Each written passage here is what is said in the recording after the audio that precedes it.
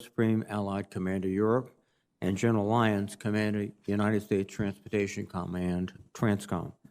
Thank you both for the many decades of military service, and please extend our appreciation to the men and women serving under your command.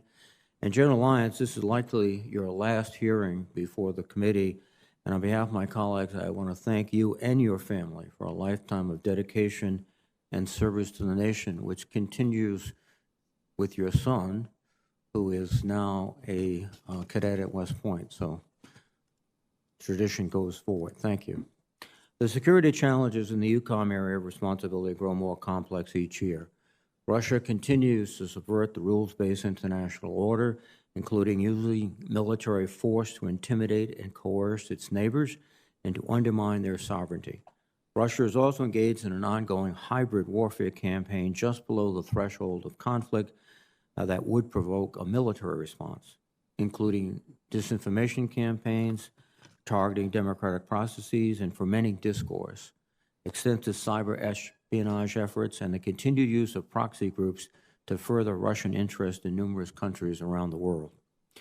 Combating the Russian hybrid threat requires a whole-of-government effect, and General Walters, I will be interested to hear your views on the military means required as part of that whole-of-government effort, as well as what support we can provide our allies and partners as they seek to counter Russian malign influence. Last week, EUCOM raised its watch condition level in Ukraine from possible crisis to potential imminent crisis in response to significant Russian military activity in Ukraine and across Europe. The committee will benefit from your assessment of the current security situation and an update on EUCOM's engagements with partners and allies in response to the Ukrainian situation. Consistent with the 2018 National Defense Strategy, EUCOM continues to refine the operational concepts, plans, and programs necessary to counter Russia in the strategic competition that defines this theater. The U.S. must ensure a combat-credible military deterrent against Russia's ambitions to threaten the sovereignty of our allies and partners. General Walters, the committee would like to hear your views on the posture and investments necessary to attain and maintain deterrence. Turning to TRANSCOM, the men and women of TRANSCOM perform duties that sustain the whole of the Department of Defense in protecting our nation's security. With a competitive edge in its ability to deploy and sustain America's armed forces, TRANSCOM provides DoD with unique capabilities that we have come to expect and perhaps too frequently take for granted. TRANSCOM forces are busy supporting all of the combat commanders every day, and without them, the United States would be at a significant disadvantage almost everywhere in the world. General Lyons, last year you were adamant about retaining air fueling capability because you felt that TRANSCOM was at the minimum acceptable levels for meeting peacetime demand for tanker capacity. This year, I understand that the Air Mobility Command believes that TRANSCOM can rely on some contribution of the KC-46 tankers, even though the KC-46 is not able to conduct unrestricted operations. I would be interested in any information you could share on this situation. Our global transportation capability, owned or managed by TRANSCOM, has been one of our asymmetric advantages for many years now. However, we cannot assume that potential adversaries will allow us free rein in this area in the future. 2 years ago, the committee decided that the department needed to continue the analytical effort to identify requirements because the study presented at that time did not reflect implementation of the National Defense Strategy. General Lyons, perhaps you could give us an update on where TRANSCOM stands in updating this analysis. General Lyons, you have initiated a program to contract out management of the Defense Personnel Property Program, DP3, that handles the movement of household goods for DoD. Under this plan, a contractor team would be responsible for issuing contracts to individual movers and carriers rather than the U.S. government. After a competition last year, TRANSCOM awarded the contract, but the losing bidders protested the award, and GAO upheld the protest. General Lyons, I would be interested in hearing about the status of this program. Finally, TRANSCOM also faces a unique set of cyber threats because of the command's extensive work with private sector entities in the transportation and shipping industries. General Lyons, the committee would appreciate an update on Transcom's effort to improve its cybersecurity posture. Again, thank you both for being here this morning, and I look forward to your testimony. And before I turn it over to Senator Inhofe, I would just note for my colleagues that there will be an informal classified briefing immediately following this session in the Senate Security Building office in the Capitol. Senator Inhofe, please. Thank you, Mr. Chairman. And I just would acknowledge both of our witnesses as very good friends. And I would say to General Lyons, it's not too late to change your mind.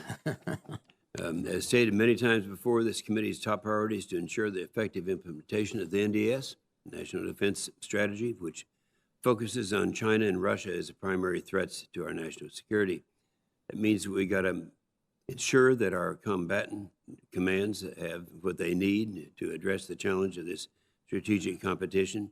And we're going to be talking about that with both of our witnesses. And you got to be real, and I'm sure you will be, very straightforward in with some of the reductions that, as I see them, that are not going to be desirable. I want to highlight that Russia's recent activities regarding Ukraine are very concerning.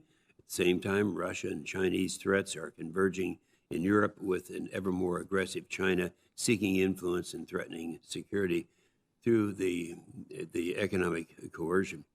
These growing threats, there are three. They highlight the value of our 2018 NDS, and secondly, they illustrate why we should not be reducing defense spending, and thirdly, demonstrate the critical need for more advanced capabilities like the F-35 to deter Russia, particularly since there has been some controversy over that from some of the leadership of this administration.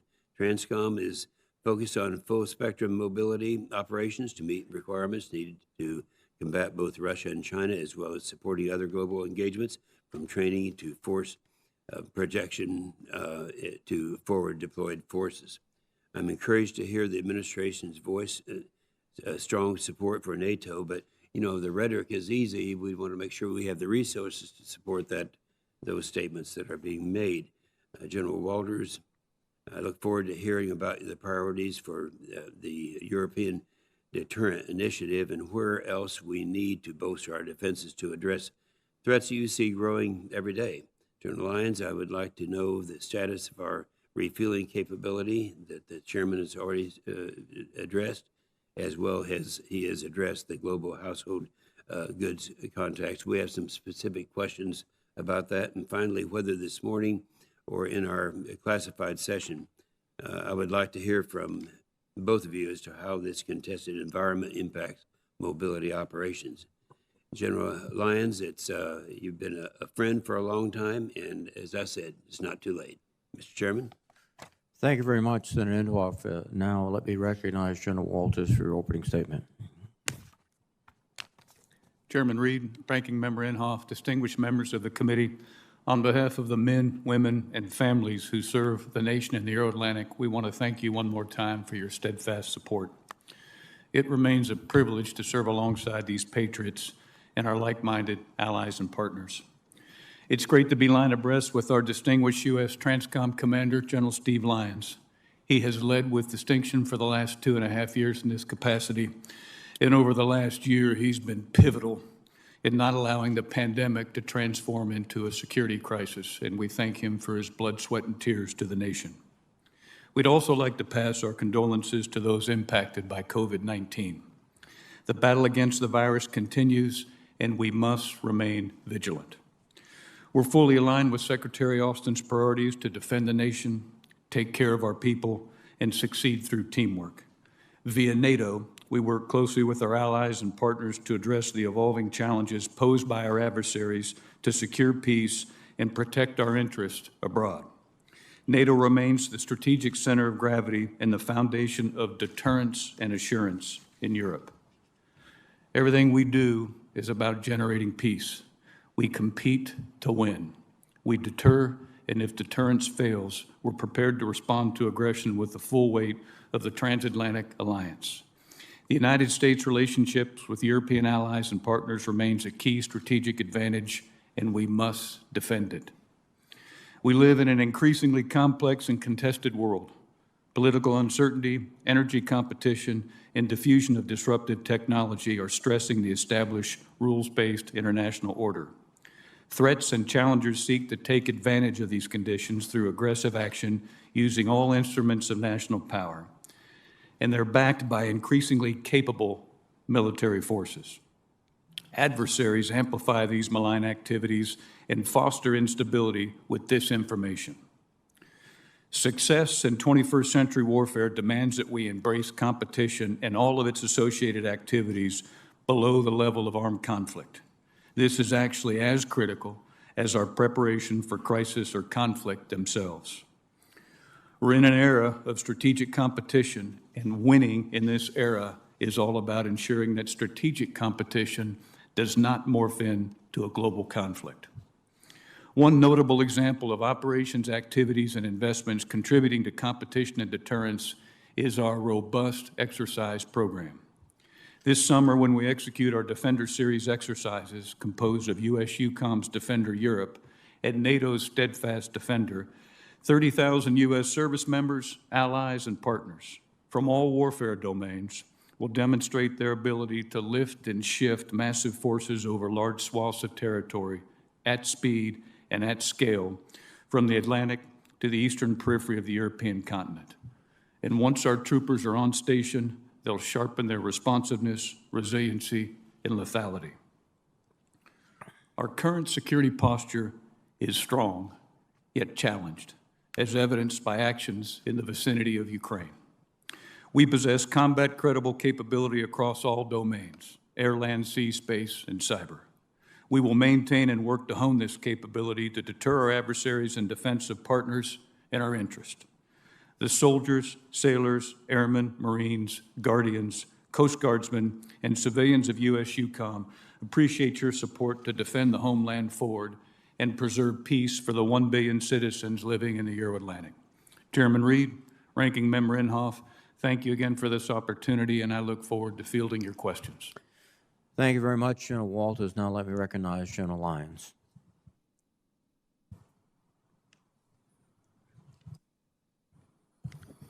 Chairman, look, can you hear me okay? Great. Yes, sir.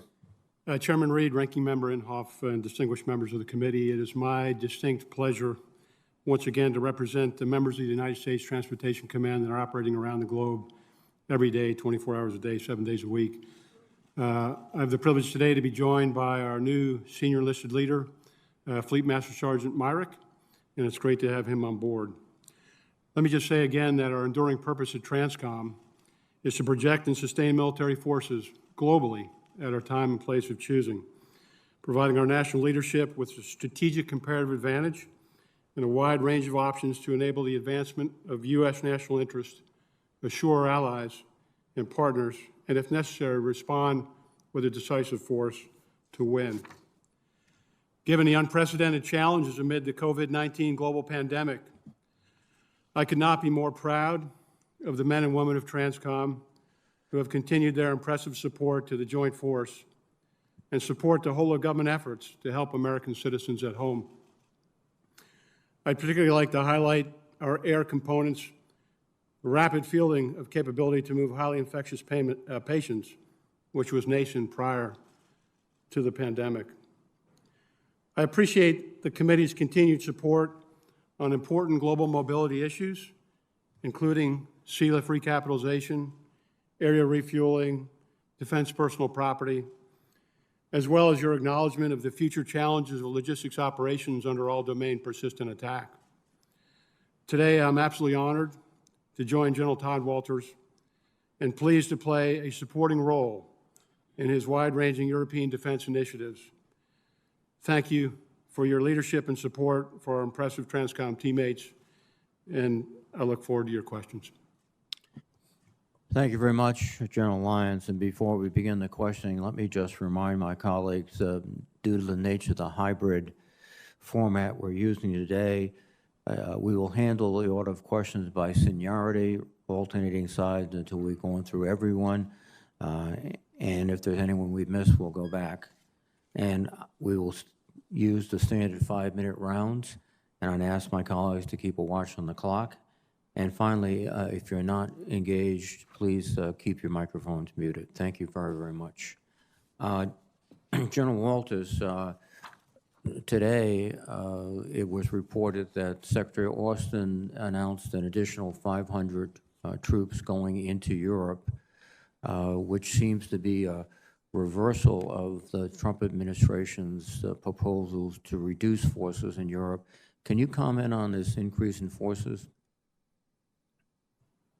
I can, Chairman. We're very excited. They're part of the previous tranche of forces that were nested underneath DP2, Decision Program 2, and its focus is to deliver a multi-domain task force and a joint theaters fire organization to Wiesbaden, Germany, and that'll be approximately 500 soldiers, and that will improve our ability in all domains to bring fires from the surface to surface dimension to increase our ability to deter. From your first review of the proposed budget, do you feel you will have adequate resources to meet all your obligations? We do, Chairman, but as you well know, we're always interested in working to increase our competitive advantage, but we do have the adequate resources. Thank you very much. General Lyons, as I indicated in my opening remarks, we've asked for the mobility requirements study. It's still in the works. When will we see that report? And can you give us some initial reactions to date as to what your prognostication is about the report? Chairman, let me first say thank you for your continued advocacy and support as you've directed multiple mobility capabilities requirement study. And the 2020 study is due to be delivered in June, mid-June. I can tell you, as a task for the study, it was to assess the program force. We're looking at it in the context of our current demands in terms of war plans, but also in future concepts. And as we look at that, there are some areas which we see will require some work, and in some areas elevated risk. I would just ask for your continued support, for example, for sea lift modernization, which this committee has been very supportive of our efforts to do so such far. And so without getting too far ahead of the analysis, because I want the analysis to drive the conclusions, that report is due to you soon, sir. Thank you, sir. One of the issues, and it represents the transition from benign areas of operation, particularly for logistics, to contested operations, is the problem of potential attrition during wartime. And do you feel that will be adequately addressed in the study? Senator, we certainly are looking at contested environments. There's no question that we can't assume that we can deploy when we want, how we want, where we want, perhaps as we've been able to do in the last several decades. But as we look to attrition per se in terms of force sizing as a departmental policy, we don't include attrition in the force sizing construct, but we do understand the implications for contested environments on our ability to support a particular COCOM or the department's priorities. And so we will see that in elevated risk. I would just offer, though, that often is the case, the solution may not be in more capacity and mobility capacity, but may come in better integration of our warfighting functions like protection, fires, intelligence, sustainment, et cetera. So as we look to the future, we know we have to move in that direction. And I'm very pleased to see the chairman of the department, identifying that as a major line of effort in our joint warfighting concept. Well, thank you, General, and General Walters, and also General Lyons. This goes to a point of our effective connectivity, that every part of the operation can talk uninterruptedly and hopefully encrypted. Is that something that you and General Nakasone are working on with others, General Walters? We are, Chairman. One of our key pillars in our overall campaign to effectively win in competition is to continually improve our command and control and communications, and to do so in all domains. And we're really pleased to report that with General Nakasone being the sole military commander in U.S. military cyber domain, The direction and guidance has been much clearer over the course of the last 24 months, and we've been able to make improvements in Europe with respect to our ability to command and control. Thank you. And General Lyons, quick comments, please. Yes, sir. I would just reinforce cyber resiliency continues to remain a top priority for the command. General Nakasone, the NSA, Cybercom has been extraordinarily supportive. In fact, we're his test bed for zero trust principles, and we've taken many other initiatives to buy down cyber risk. Thank you very much, sir. Senator Inhofe, please. Thank you, Mr. Chairman. General Walters, I just like to ask, I have 3 questions I'm going to try to get around in this short period of time. In the book, and we've all been talking about this now ever since 2018 when this came out, the recommendation said it's going to take 3 to 5% real annual defense spending growth to implement the NDS, and I really believe that is true. Now, the current budget doesn't even keep up with inflation. Now, this is kind of an if question, General Walters. If the defense budget shrinks and the European Deterrence Initiative gets cut, what would be the impact to your efforts in Europe, just off the top, if that happens? Senator, it would slow down our campaign momentum that we've been able to sustain for the last 4 years in improving our indications and warnings, our command and control, and our readiness. Yeah. Okay, thank you very much. Now, General Walters, I also mentioned, you and I talked about this in my office. It's unfortunate, but a lot of people in this administration are talking about the F-35, and some don't think it's worth the resources that it's detracting from other areas. And I'm so thankful that I have the memory of what happened back. I actually started out when I was in the House of Representatives on the House Armed Services Committee on the F-22.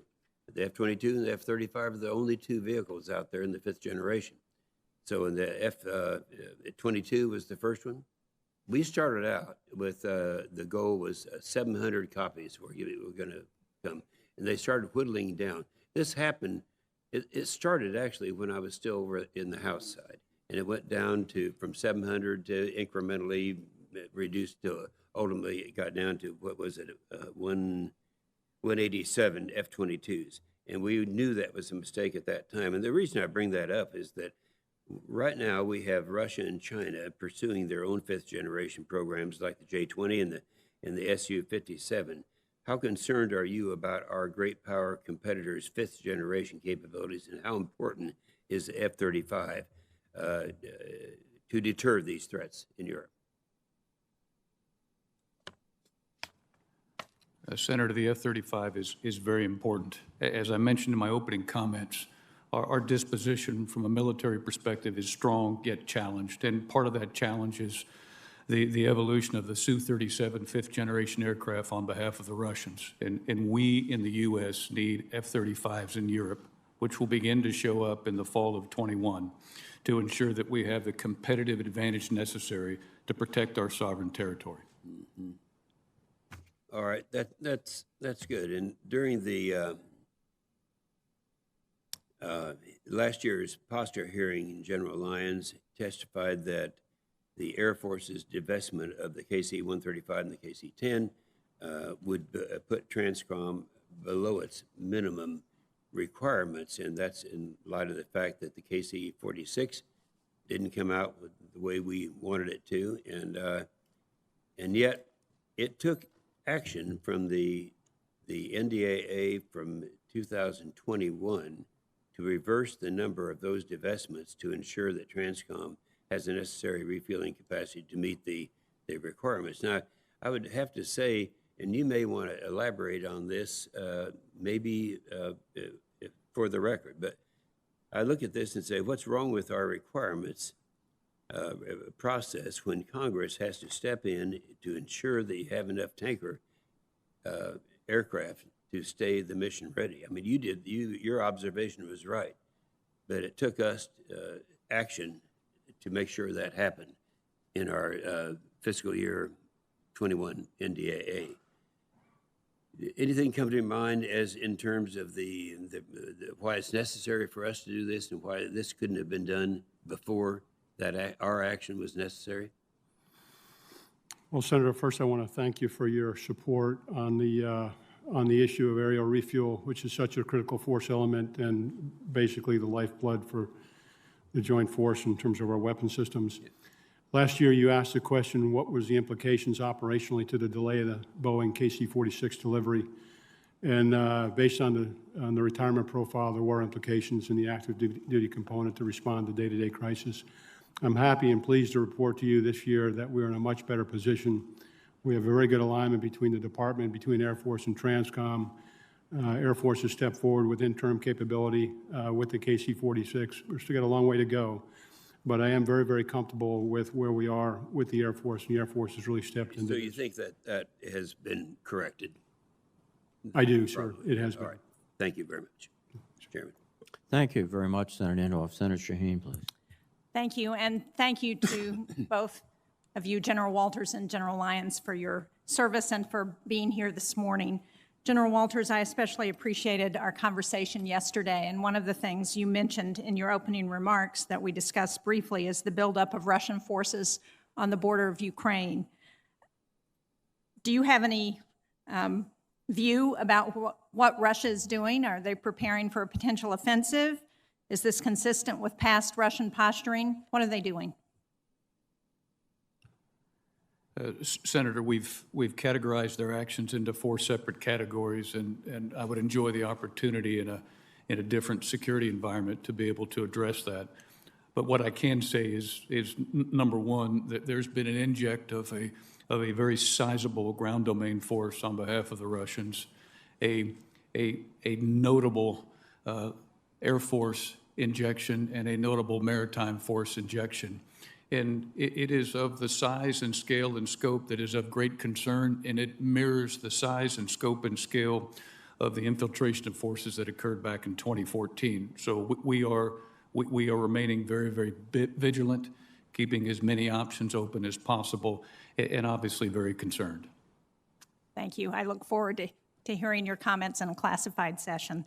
As the administration considers the best way forward in Afghanistan, can you tell us what you think would be the most significant impact of the withdrawal of American troops by May 1st or shortly thereafter? How would that influence both NATO's role and what we might expect on the ground in Afghanistan? Senator, our number one concern at USUCOM, and my number one concern with my NATO hat as SACEUR, is the force protection considerations for all of our U.S. service members and all of our NATO service members in whatever transaction that we engage in. Thank you. I would again urge NATO and everyone who's part of our mission to include women at the negotiating table, because we know that has a positive impact on the stability of negotiations.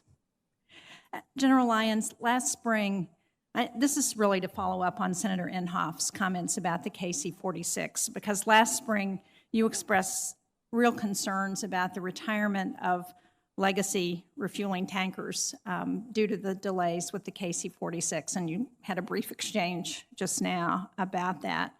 But it sounds like you may begin to assign KC-46 air crews to operational missions as early as this summer. So what has changed, and why do you feel like we should begin doing that as early as this summer?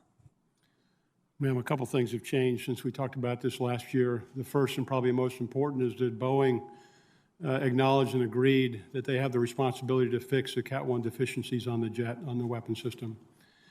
And so in that context, the Air Force has gone to work to deliver interim capability. It may not be, it won't be fully operational, but it can certainly conduct missions, and they've presented that capability over time. So that's important.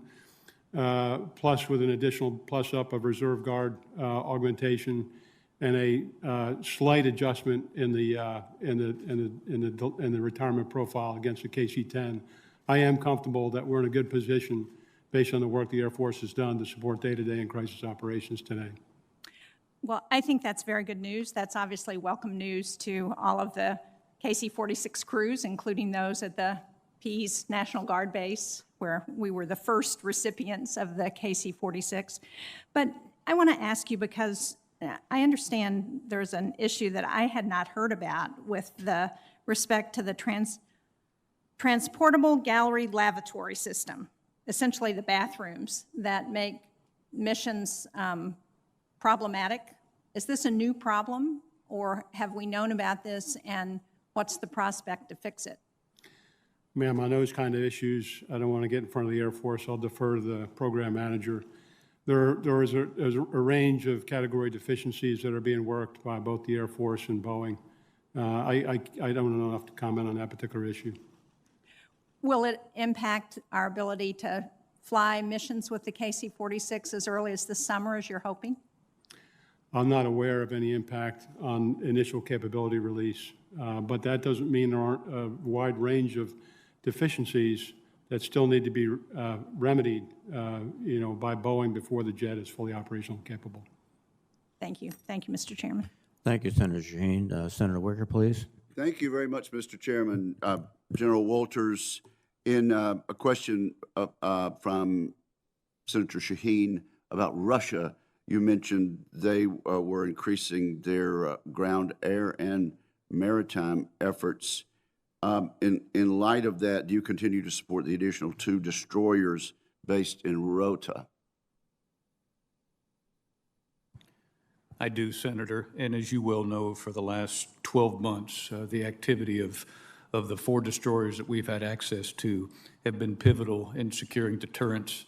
We also see increased maritime activity in the Arctic, in the Barents, to the central portion of the Atlantic Ocean, and the need for 2 additional destroyers in the area of indications and warnings and command and control, as well as the lethality that they bring is what we need to continue to work for, to have that competitive edge to ensure that we can continue to deter effectively against Russia. Let's expand on the Arctic. But China is an issue for us there, is it not? And could you elaborate on that? They are, Senator. Their investments in ports is significant.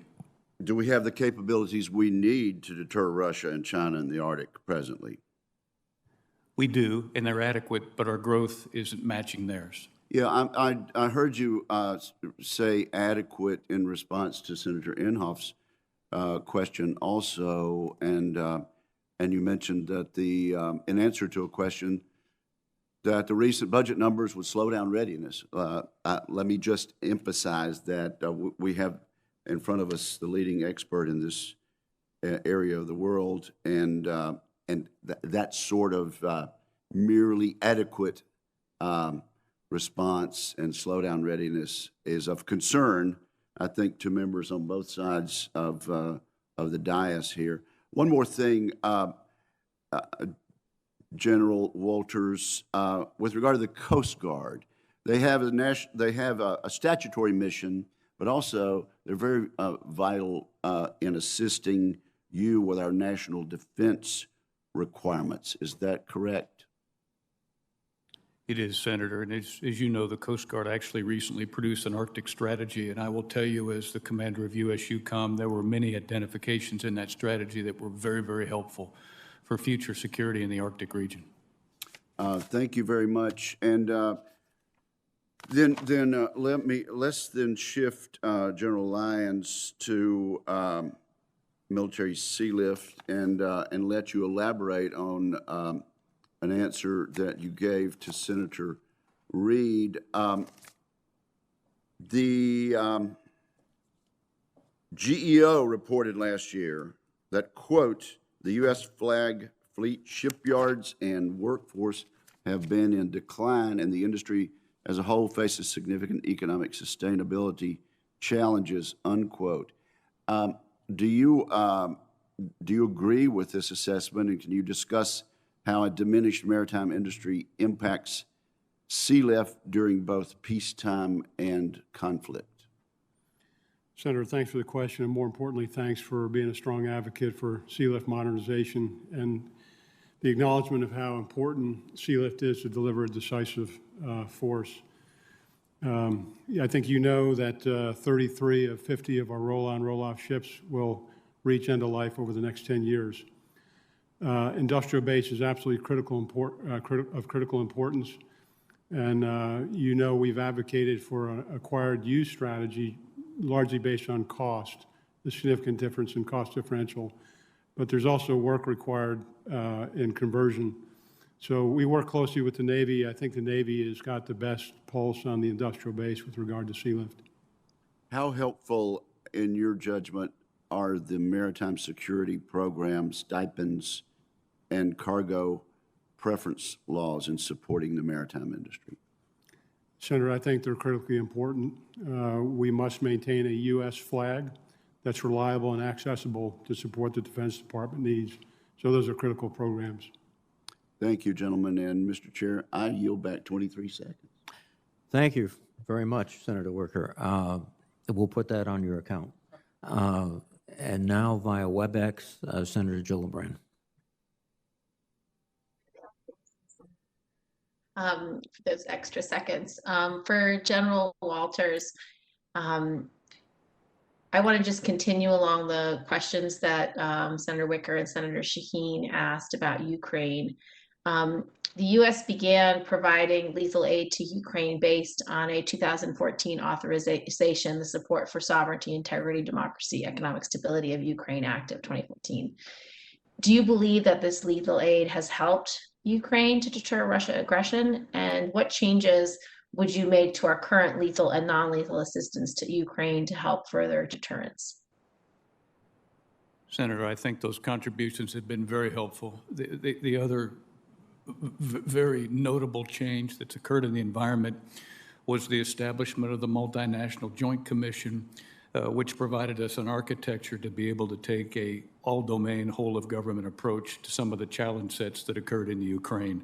And from that, we were able to establish the Joint Military Training Group Ukraine that has afforded the nations that are signatories to the Multinational Joint Commission and many NATO allies and partners to contribute military training teams to episodically enter Ukraine and help train some of their forces to better defend their sovereign soil.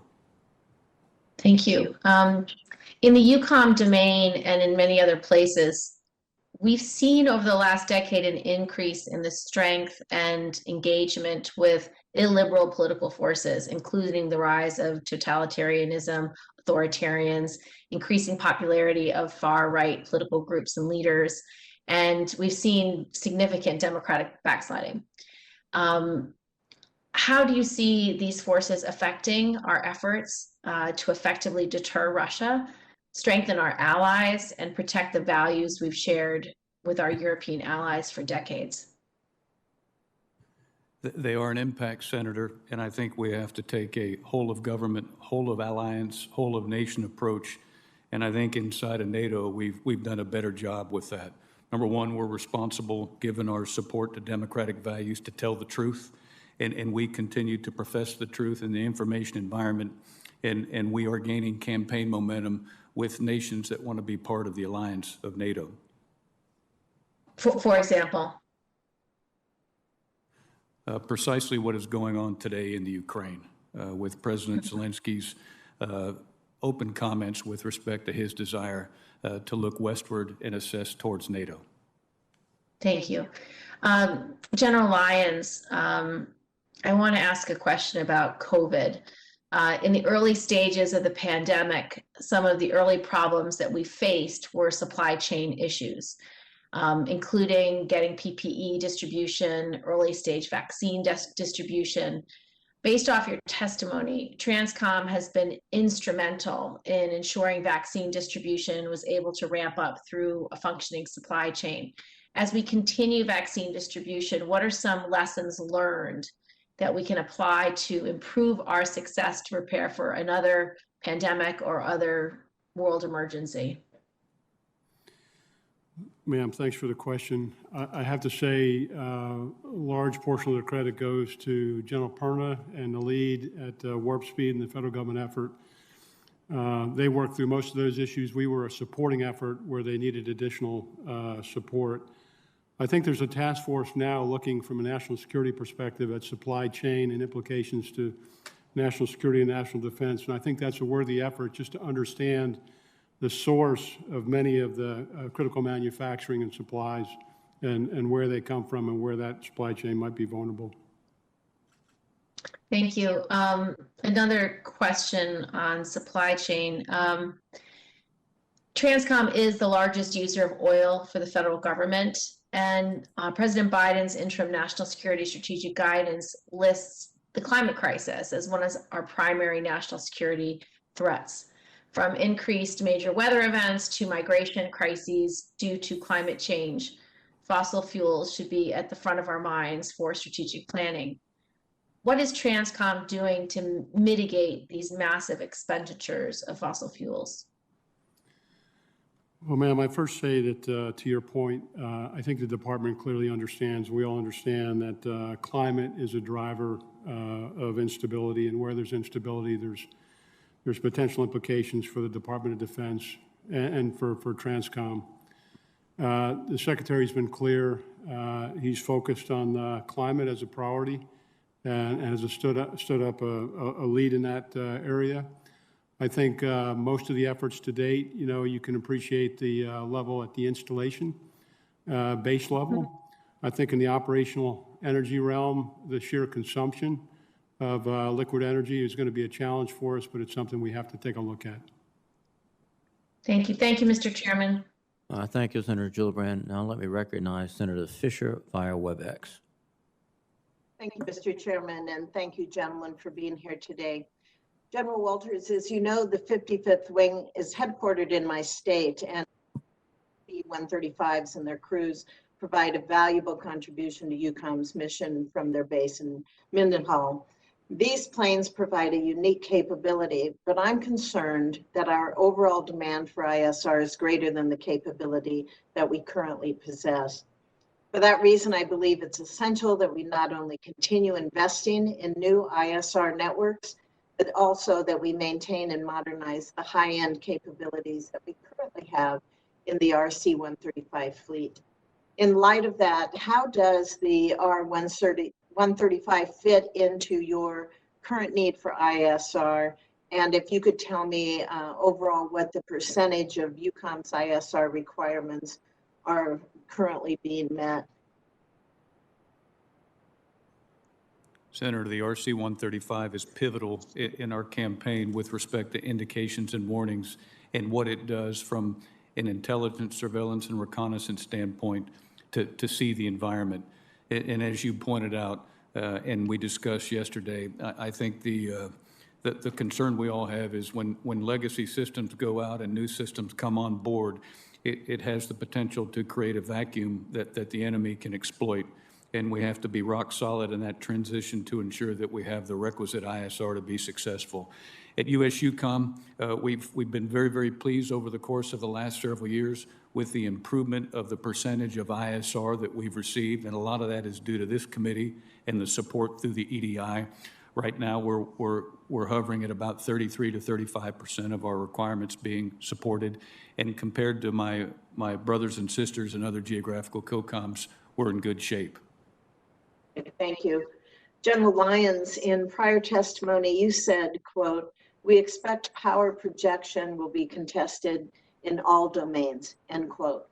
Your mission is uniquely challenging to perform in contested spaces. Given that fact, what steps are you taking to make Transcom more resilient to these threats? Senator, thanks for the question. We fully acknowledge that the way we deployed in the past isn't the way that we'll deploy and sustain the force in the future, and that we must be prepared to operate under all domain persistent attack. In that realm, we've looked at a wide range as we look at the global mobility enterprise and look at our potential vulnerabilities and how to buy down that risk. One such area, of course, is cyber, but there's a full range of areas. And to my point earlier about the integration of protection and fires and intelligence with the sustainment warfighting function will be critical as we understand that the homeland is no longer a sanctuary.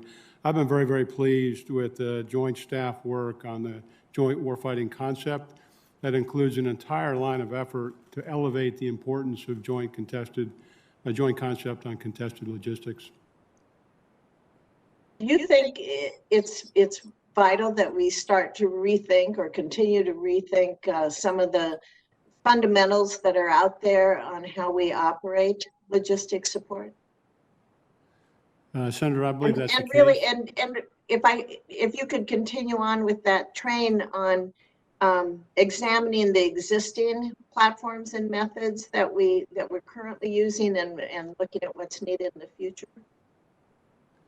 Yes, ma'am. I think what's critical as we look to the joint warfighting concept, so the character of warfare as it changes, as we continue to evolve, will drive changes in the character of logistics in the way that we are able to deploy and sustain the force on a global scale. And so we've got to continuously adapt. As we look at that and we understand those implications, we may find ourselves changing the way we fight. And I think, in an all-domain set, we will, and that will change the character of logistics. But we must be able to, as an imperative, be able to project and sustain the force over global distances as a strategic comparative advantage. Thank you. General Walters, one aspect of the previous administration's realignment plan announced last year was an increase in forces around the Black Sea. I know the broader plan is currently under review, but can you talk about the importance of the Black Sea region and the rationale for increasing our presence there? Yes, Senator, we produced a NATO military strategy that stressed comprehensive defense and shared response in all geographical regions, in all domains, and seeking assistance from a whole of government, whole of nation. And in Europe, what we discovered is we've over the course of the last 3 years had placed appropriate interests in the vicinity of the Baltics, and we needed to make sure that we were giving the same due interest in the vicinity of the Black Sea, because we had to shore up in all geographical areas. So that has been our approach. It's been successful, and we'll continue to comprehensively defend with shared response. Thank you, sir. Thank you, Mr. Chairman. Thank you, Senator Fisher, and let me recognize Senator Blumenthal. Thank you, Mr. Chairman. Thank you all for your service, and thank you for being here today. Let me ask first on the topic of vaccines. I want to follow up on a couple of the questions that have been asked, most recently Senator Gillibrand. Do you know how many of the men and women under your command, General, have been vaccinated? I do, Senator. We have a Tier 1 vaccination plan for Tier 1 constitutes those in military uniform. We're at about 46% of that force being completely vaccinated, those that needed 2 shots. And we're forecast, based on the arrival of future vaccines, to have the entire Tier 1 force, those in military in Europe, vaccinated by the middle of July. Thank you. Have you encountered resistance or hesitancy?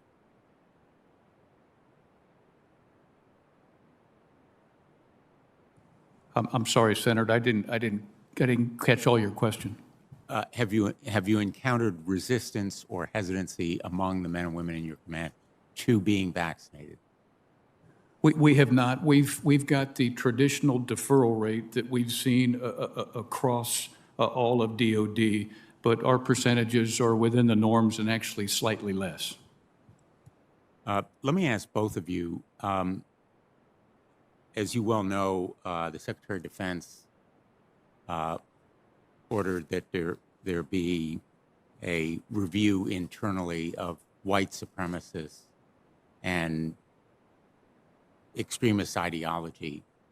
Could you give us your assessment of whether there is evidence of that impact or influence or adherence among the men and women under your command?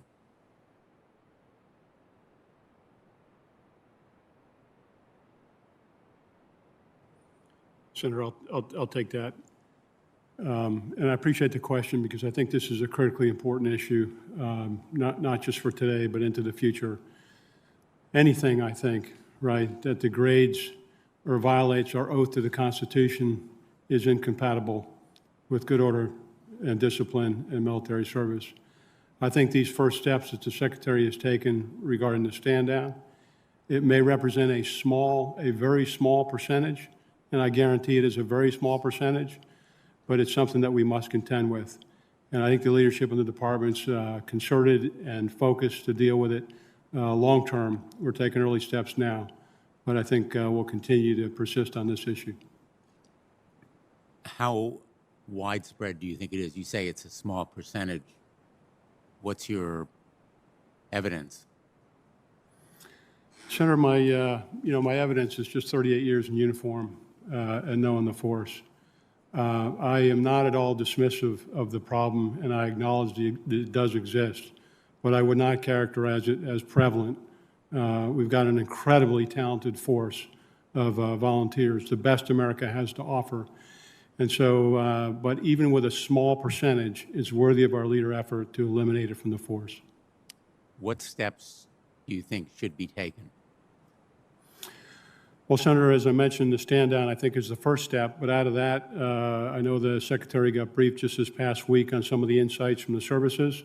I think there's other activities in terms of how we do selection and recruitment, how we transition military members out of the military so they're not susceptible to being recruited.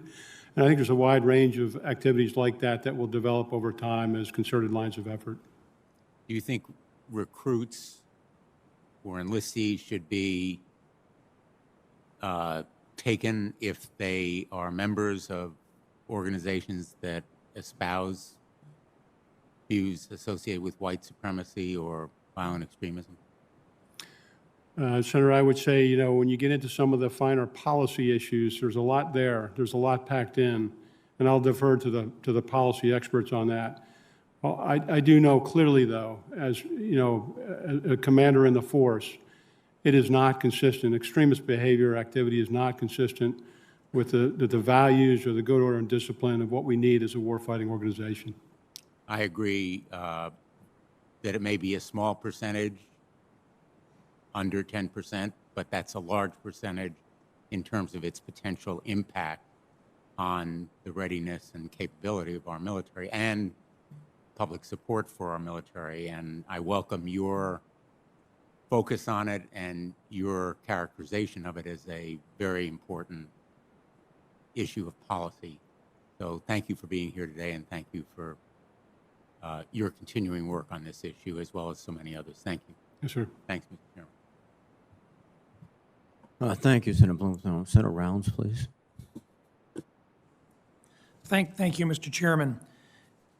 Gentlemen, let me begin by thanking both of you for your service to our country, as well as your family's sacrifice as you dedicate your time to our country. I'd like to begin by just talking a little bit about the challenge that we see right now, or the possible challenges with regard to regional conflicts that could occur.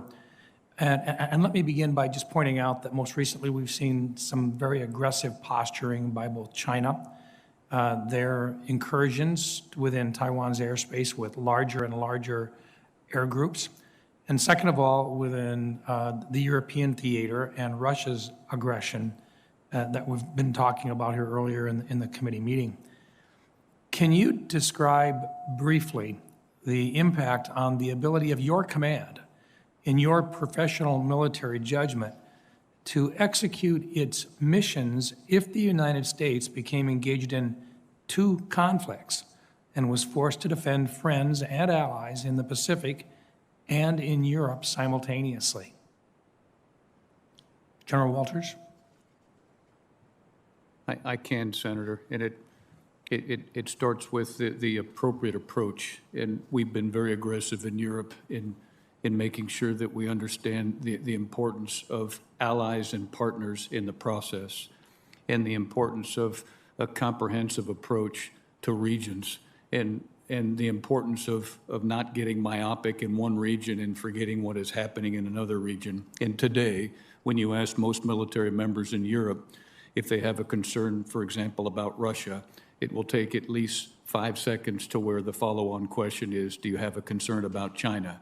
So in the military and in our nations, we have to continue to think big, and we have to take a whole of government, whole of nation, whole of alliance approach to the security challenges that we face, and we have to be willing to look up and out of each one of our areas of responsibility. General Lyons. Senator, I think there should be no question to our commitment, as General Walters mentioned, to our longstanding values-based international order, whether that's in the East or the West. From a Transcom perspective, we assess continuously a full range of plans and contingencies that we might have to respond to. We look within the construct of the planning guidance and the plans themselves.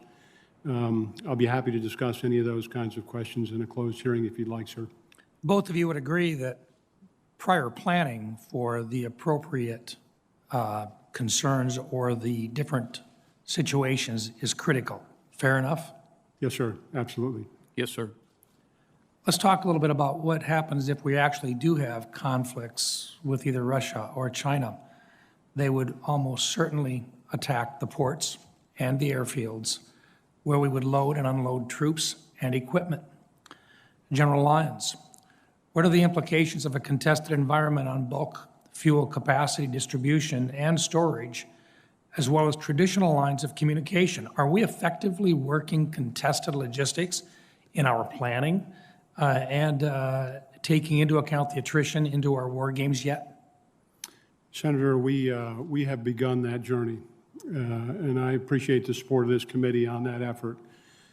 Again, I'm pleased with the Joint Staff's work, particularly as a concept, a joint concept for contested logistics that's under development to address these kinds of issues that will then subsequently, shape force design and force capability work down the road. We know that we must be able to sustain and project the force under all domain persistent attack. That's fundamentally different than the way we have operated integrated logistics in the past. General, the way that you answered my question, and I appreciate the way that you positioned your answer, saying that we have begun to look at it. I presume that would suggest there is a concern about the way that we have either done it in the past or that we are improving on our planning for that type of a contested environment. Senator, I think that's accurate. I think, as the character of warfare changes, so should the character of logistics. And we have to adapt to be able to continue to be successful. And what made us successful previously won't necessarily make us successful in the future. So we have work to do. Thank you. My time has expired. Thank you, Mr. Chairman. Thank you very much, Senator Rounds. Let me recognize Senator King via WebEx. General Walters, within the last hour since this hearing has been going on, a story broke about a leading spokesperson for the Russians, who's also known as an advisor to Putin, saying that war in Ukraine is inevitable, that it will start with a major cyber attack that could extend to this country, and that they have overwhelming conventional forces and that there is no way they could be repelled from taking over the Donbas, if not the entire country.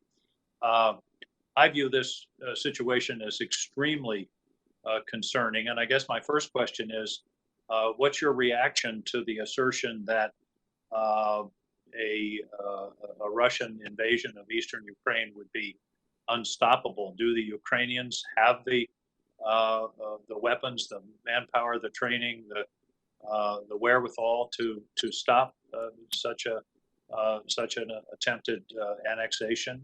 I got to say, I'm mightily reminded of 1938 and the Sudetenland and the German claims of liberating the German-speaking people. Very similar things we're hearing from Russia.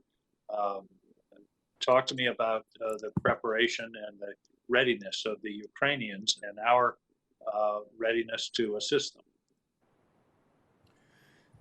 Senator, as we discussed yesterday in our phone conversation, we are very concerned, and in Ukraine and their partners in the region are doing all that they can to improve their posture with each and every second as we go forward.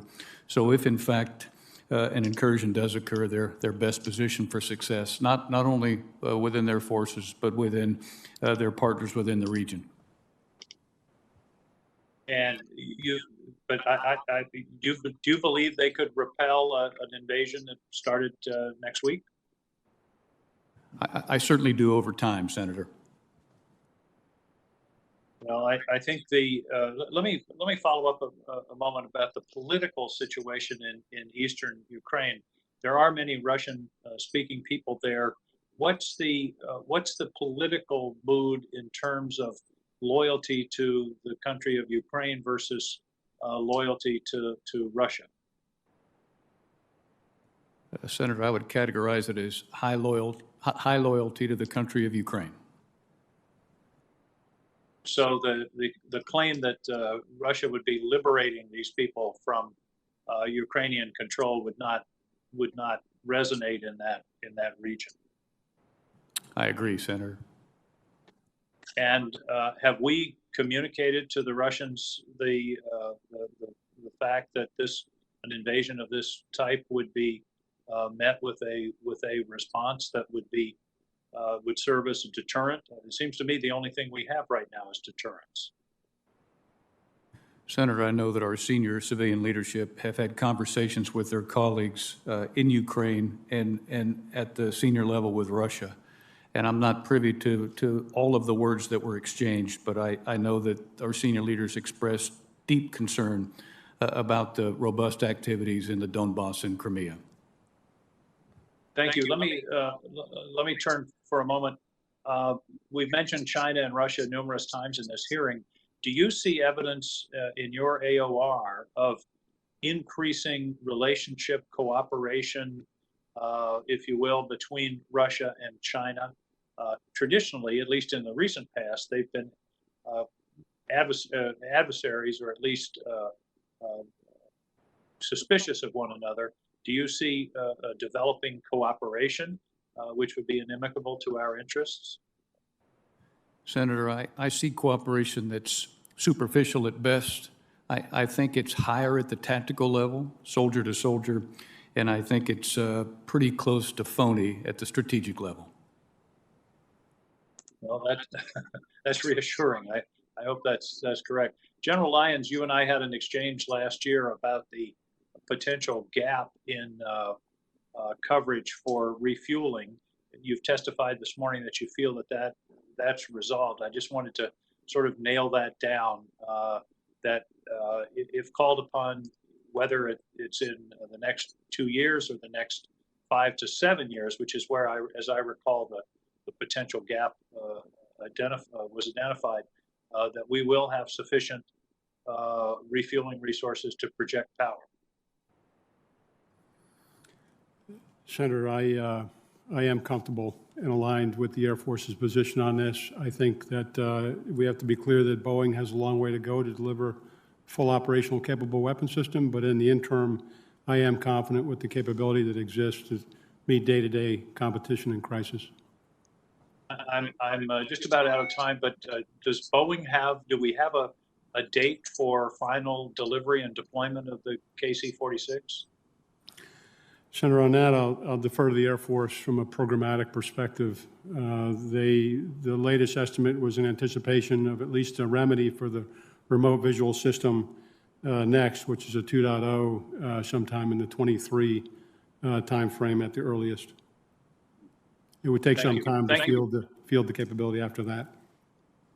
Thank you, gentlemen, both for your testimony. I yield back, Mr. Chairman. Thank you, Senator King. Let me recognize Senator Ernst. Thank you, Mr. Chair. And gentlemen, thank you very much for being here today. We certainly appreciate your commitment, not only to the men and women within your commands, but to the furtherance of our objectives.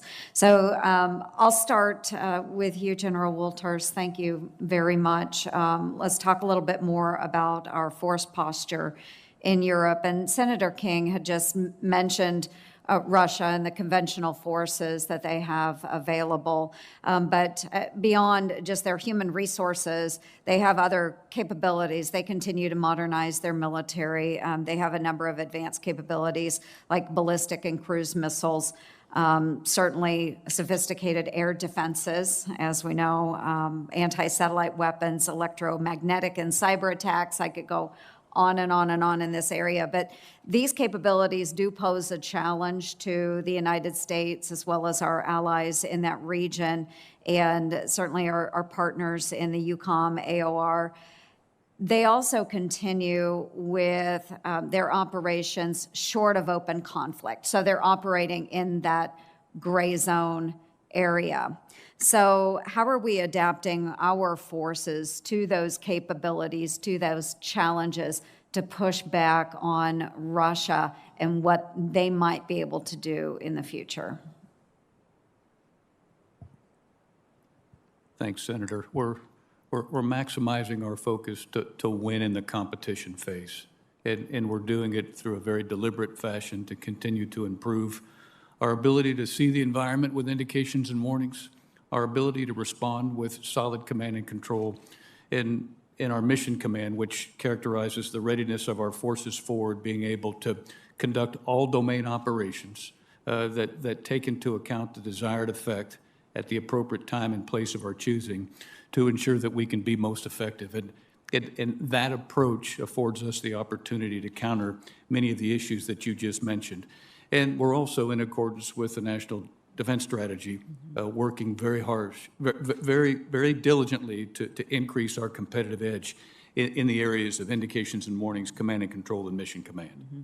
And so with that deliberative approach, you are working with our allied forces as well, make sure that we are nested and each able to lean on one another, our strengths and through our weaknesses to provide pushback. Absolutely, Senator. The strategic alignment that's required is also outside of the military dimension. So from a whole of government, whole of nation approach, whole of ally approach, we're doing the same.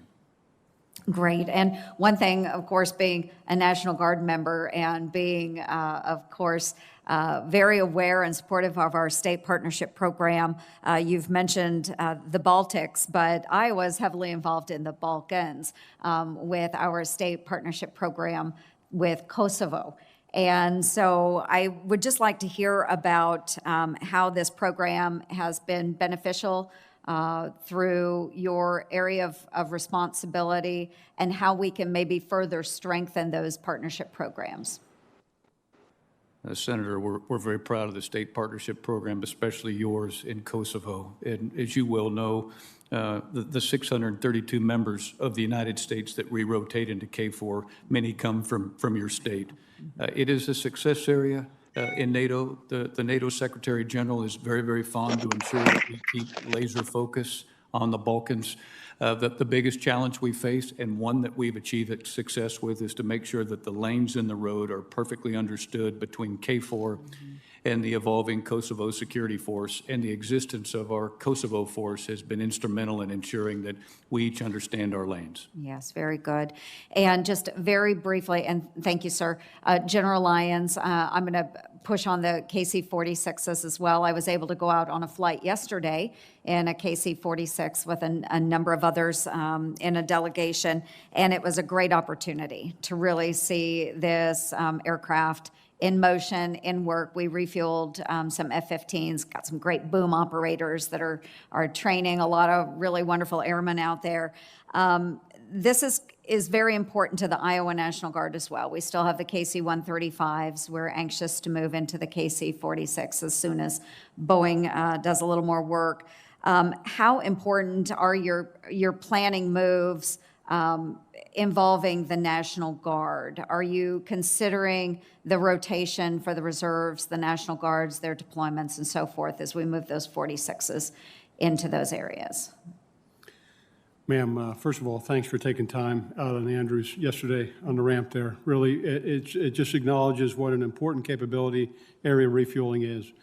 I would just say it's largely misunderstood or underappreciated how much the Guard and the Reserve, but especially the Air Guard, contributes every single day to the output of the aerial refueling force element, whether that be overseas or here in the continental United States on short strip alert day in and day out. I think my own opinion is that the Air Force does this best in terms of total force integration. Completely integrated today. It's absolutely seamless to me. When I see units out there in the field, I can't tell the difference which component they belong to. Fantastic. Gentlemen, again, I appreciate it very much. And Mr. Chair, I yield back. Thank you. Thank you, Senator Ernst. Let me recognize via WebEx Senator Manchin. Thank you, Chairman, and to thank both of you for your service and your family's commitment and service to allow you to have the opportunities you have to serve our country. General Walters, the European Union and Russia have built a strategic partnership in trade, energy, climate change, research, education, culture, and security. The crisis in Ukraine and Crimea increased sanctions from both the U.S. and the EU for various violations, but they seem to have limiting effects. So my question would be, understanding that the EU is Russia's biggest trading partner and Russia is the EU's fourth largest, are sanctions in their current forms a viable solution to shaping Russia's actions? Senator, I certainly agree that they contribute in shaping Russia's actions. I will also say, living in Europe, that there is a high degree of convergence at the strategic level between what the EU does and what NATO does. And for a military member in charge of military operations, I will tell you that the EU contributions in the area of transportation are a significant boost in our ability to effectively deter. A threat that I've been especially concerned with continuing development of the Nord Stream pipelines. Not only do they create a further dependence in Europe on Russia gas and oil, but they also bypass transit countries like Ukraine and our former Soviet NATO members, which could hold them hostage. And your thoughts on that? I share your concerns, Senator. It's disconcerting to see what happens with the Nord Stream 2 pipeline and to the countries that it reaches out to, and the fact that several of those countries are going to potentially be put in a position to where their reliance on Russian fuel is far higher than it should be. It is of grave concern to me. Do you have any thoughts on how you would see a potential armed conflict playing out with our allies whose economies are closely tied to Russia? Well, I would promote those nations to do what we do in the United States, which is to store fuel appropriately, and we do with other nations within Europe to ensure that we have the resources within to be able to execute whatever it is we need to do to effectively deter and defend. You are coordinating with them on that? We are, Senator. Thank you. General Lyons, the level of coordination, fleet readiness, and response to combatant commanders in light of the COVID pandemic that TRANSCOM provided is nothing short of amazing. You all have done an unbelievable job. The global threat from rational and irrational states and actors is ongoing, and the rise of humanitarian support and crisis mitigation is enduring. What are your concerns if called today to support an armed conflict, force projection, sustainment, and redeployment in a contested environment, while also potentially called to support humanitarian missions on opposite sides of the world?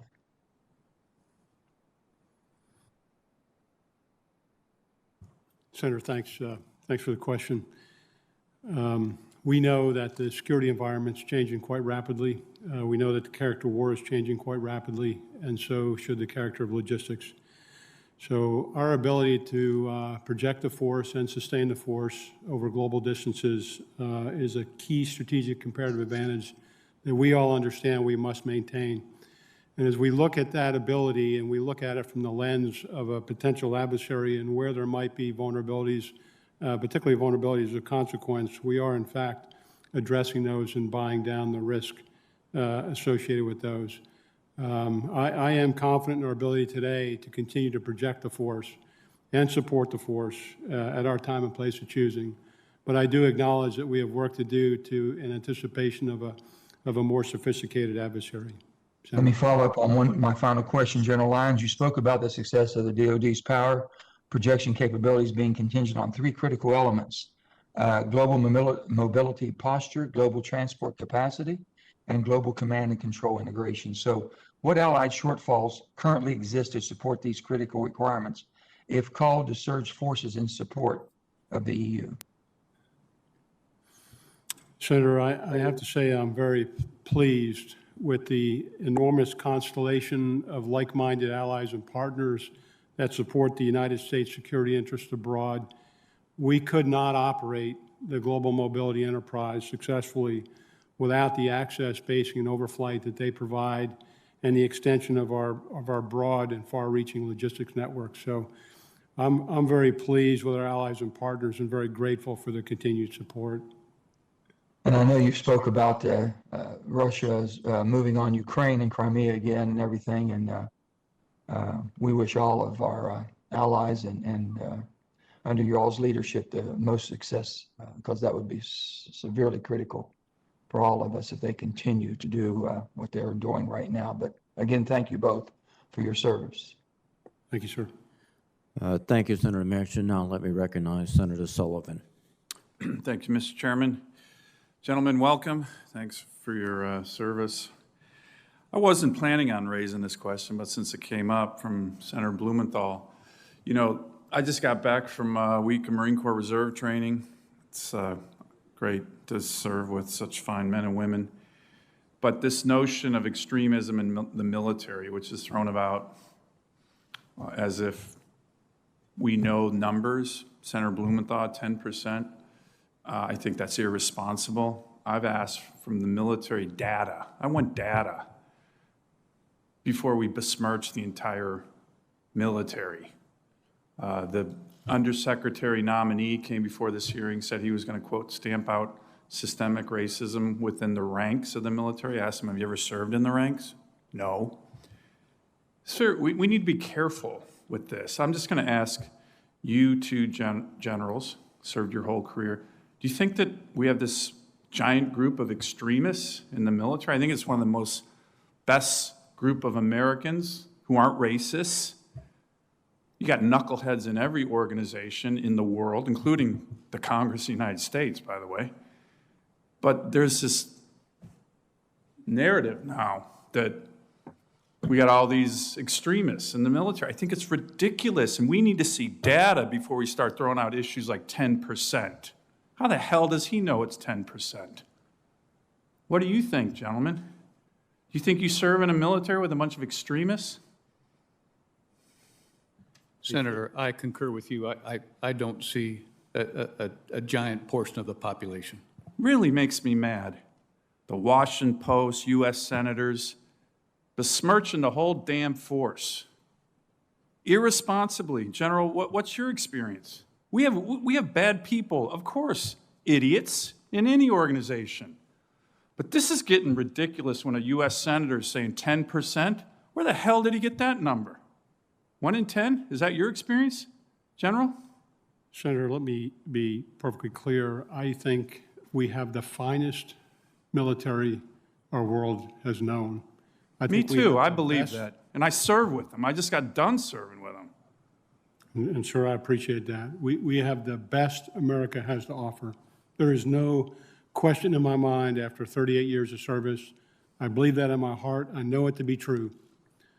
A very small, and 10%? You think it's 10%? Senator, I don't think it's 10%. Not even close, is it? Matter of fact, I don't think there's been any data on the topic. I can just tell you from experience, it's extremely small. And even though it's extremely small, and it may be less than 1%, I don't want to be dismissive of potential degradation in the ranks. But it should not characterize the joint force. Do you think it's an enormously powerful and professional joint force? Thank you, General. Do you think it's 10%, General? Anything in your experience in your 30, 40 plus years as a general officer in the military? Senator, I certainly agree that number's too high. Yeah, so here's what I think the Secretary of Defense needs to do. Enough of this. We need data. We need data, okay? In besmirching the whole damn force, reserve or active duty, whether it's a U.S. Senator, the Washington Post, which writes a story on this once a day, with no data, or the Undersecretary who wants to be Undersecretary, I hope he's not going to be Undersecretary, for the Pentagon, we need to start using data and not this BS that's shameful, because I don't even think it's close to 10%. And you know what we're going to do? This is going to make people not want to join the military. So anyways, I was not going to even go on this topic, but when I hear a U.S. Senator throw out 10%, it's ridiculous. Ridiculous. Really pissing me off. Sorry, Mr. Chairman, I've had enough of this.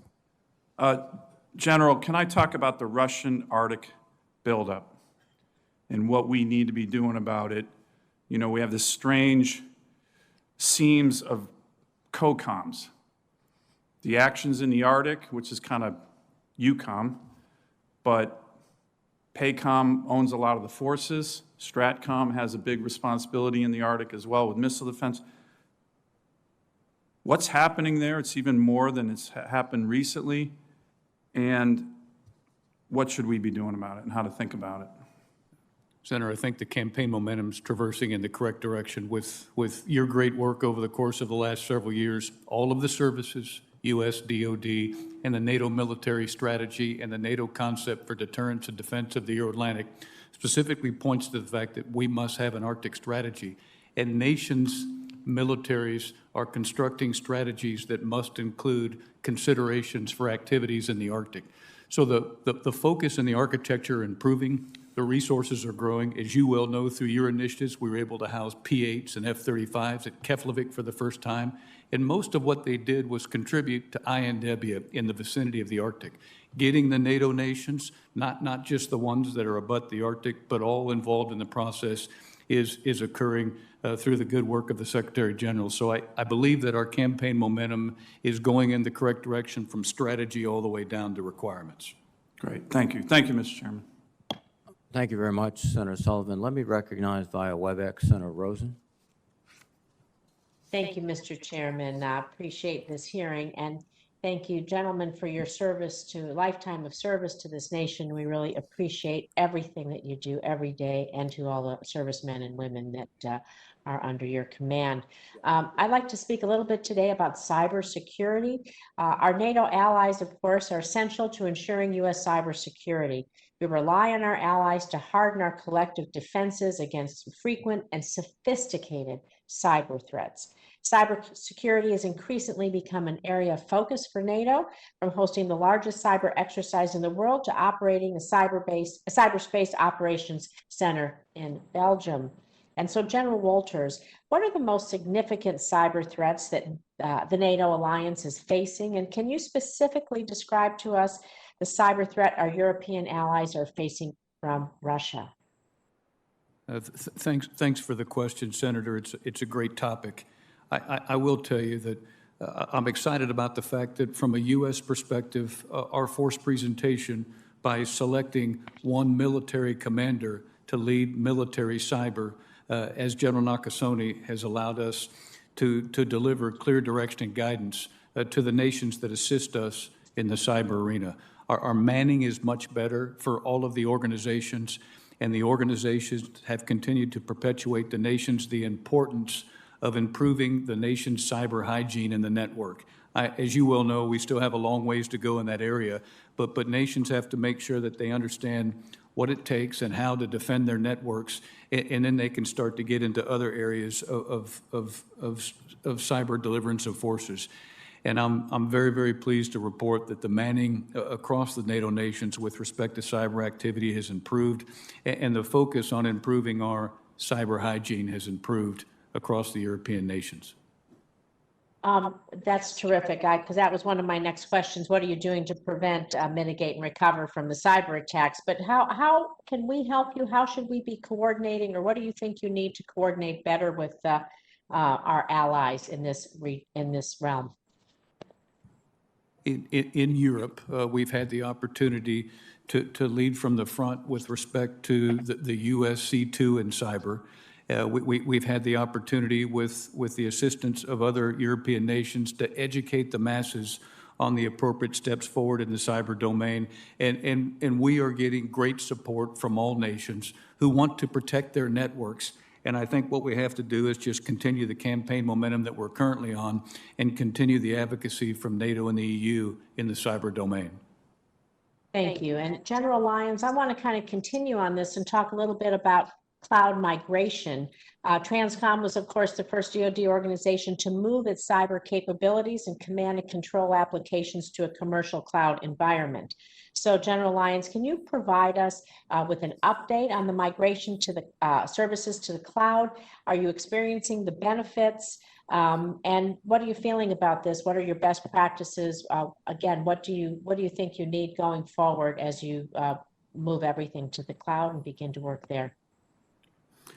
Well, Senator, thanks for the question, and I appreciate the topic here because I think we all acknowledge that cyber is a warfighting domain, and the adversary does get a vote, particularly across the global mobility enterprise. We know we have a very large and sometimes vulnerable attack surface, and so we're working very diligently for that. One of the areas, as you mentioned, Senator, is our digital modernization effort, and part of that is moving to the cloud. We've been able to move well over 20 systems into the cloud.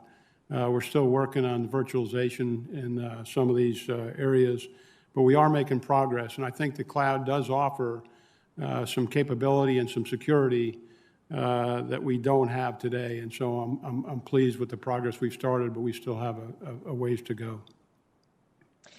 Thank you. I appreciate that. And I'd actually like to move on and talk a little bit about Transcom COVID-19 operations. And so, General Lyons, can you describe the short-term and long-term impacts that COVID-19 has had on Transcom's operations as you're moving forward? And how have you supported DoD's mission to respond to COVID-19? Thanks, Senator. I have to say I couldn't be more proud of the entire Transcom team at the way that they've been continuing to operate throughout the entire past year, despite COVID, while taking the appropriate mitigation measures. You know, early on, we really didn't know what we didn't know, but I'm so proud that the folks were able to continue operations. We were able to continue to support the force. Things like Defender Europe continued to a lesser degree in support of General Walters.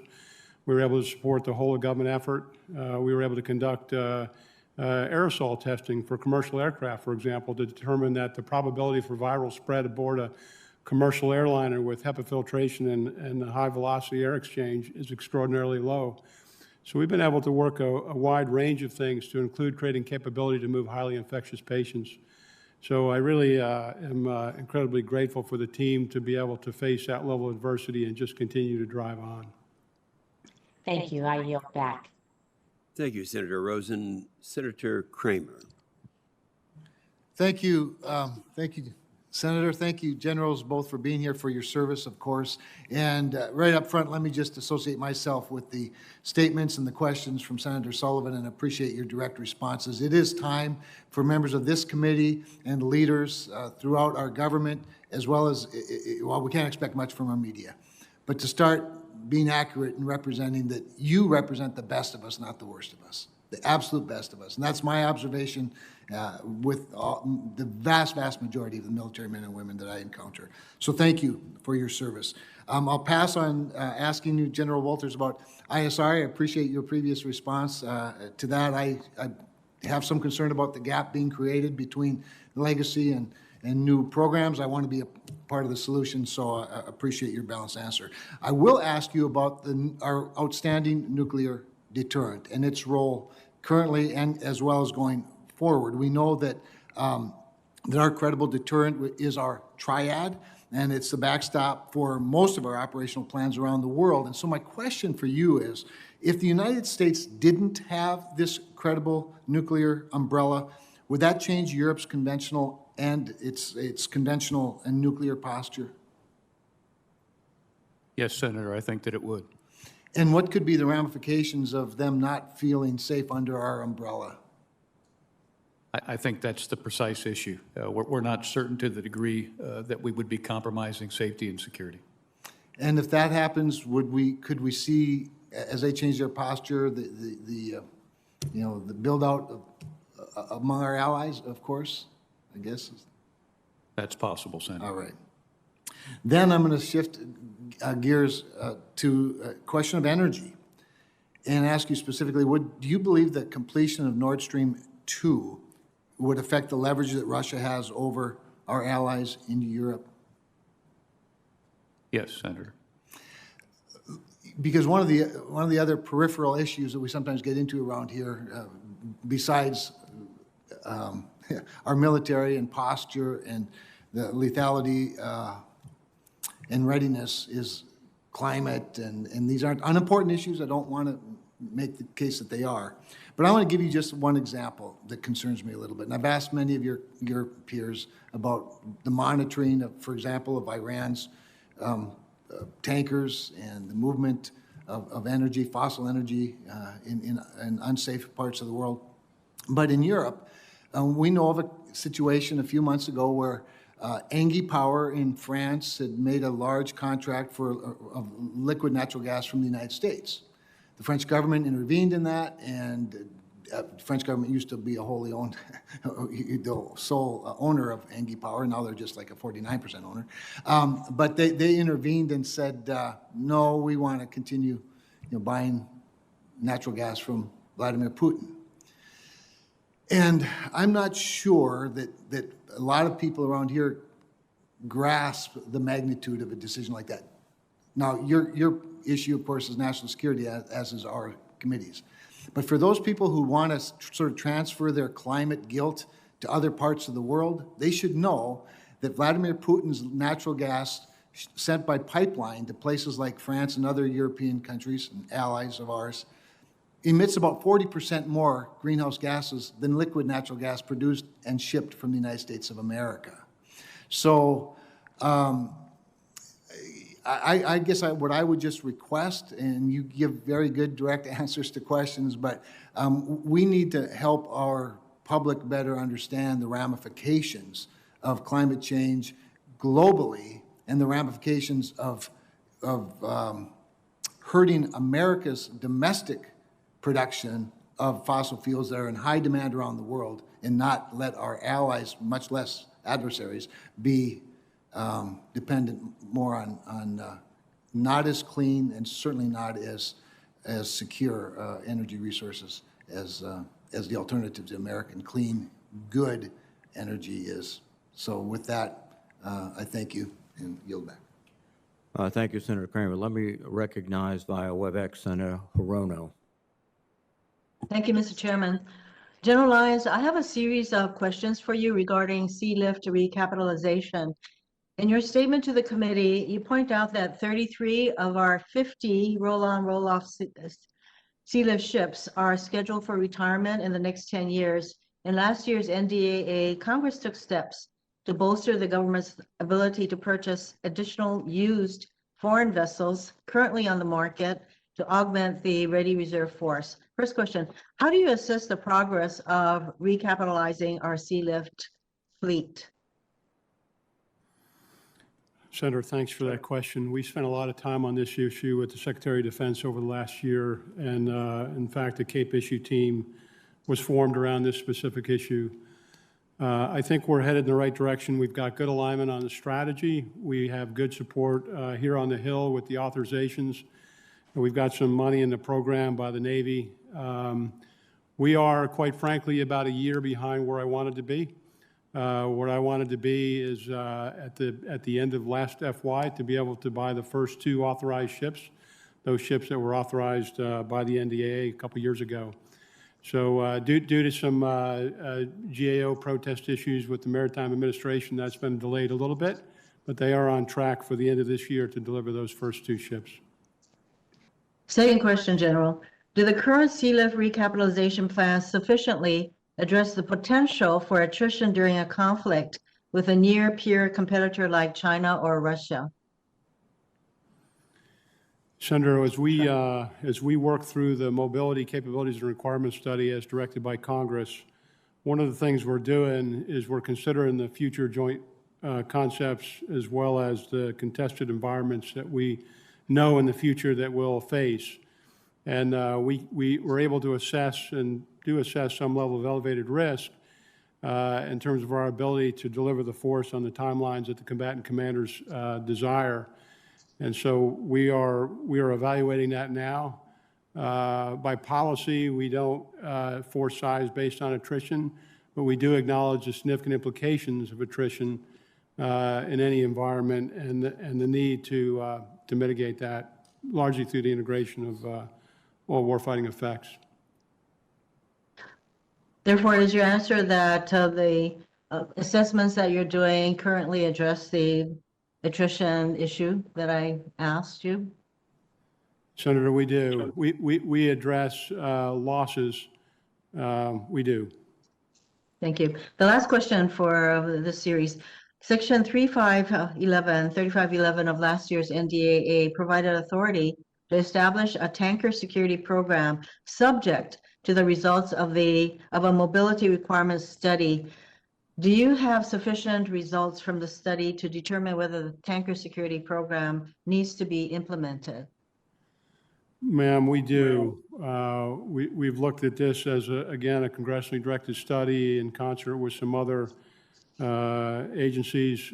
We do support, and I appreciate the congressional interest and initiative here to create a tanker security program.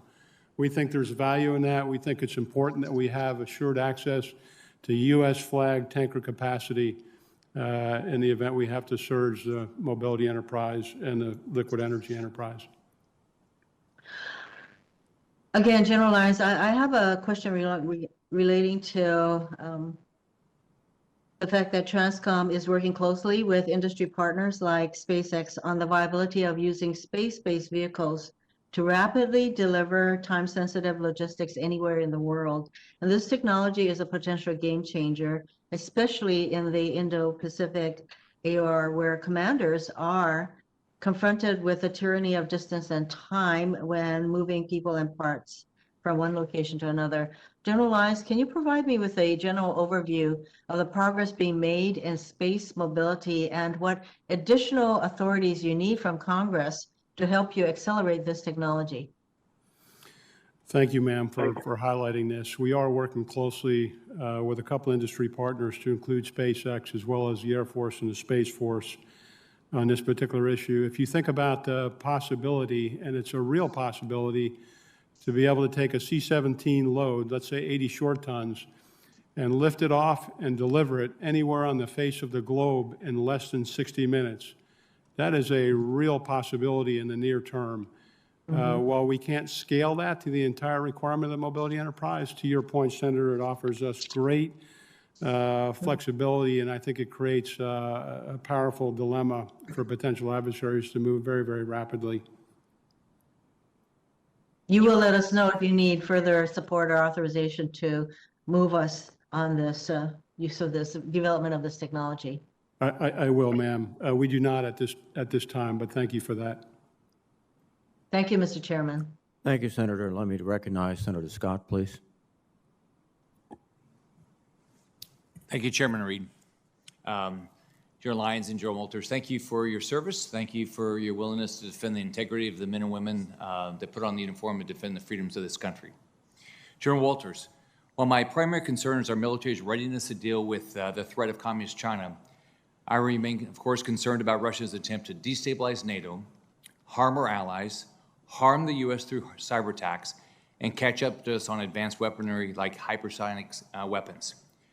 I'm also aware of the potential for communist China and Russia to cooperate to try and harm us. How ready do you believe your command is to deal with these threats? And do you have all that you need? And are you concerned, as I am, about a potential cut to the defense budget under President Biden?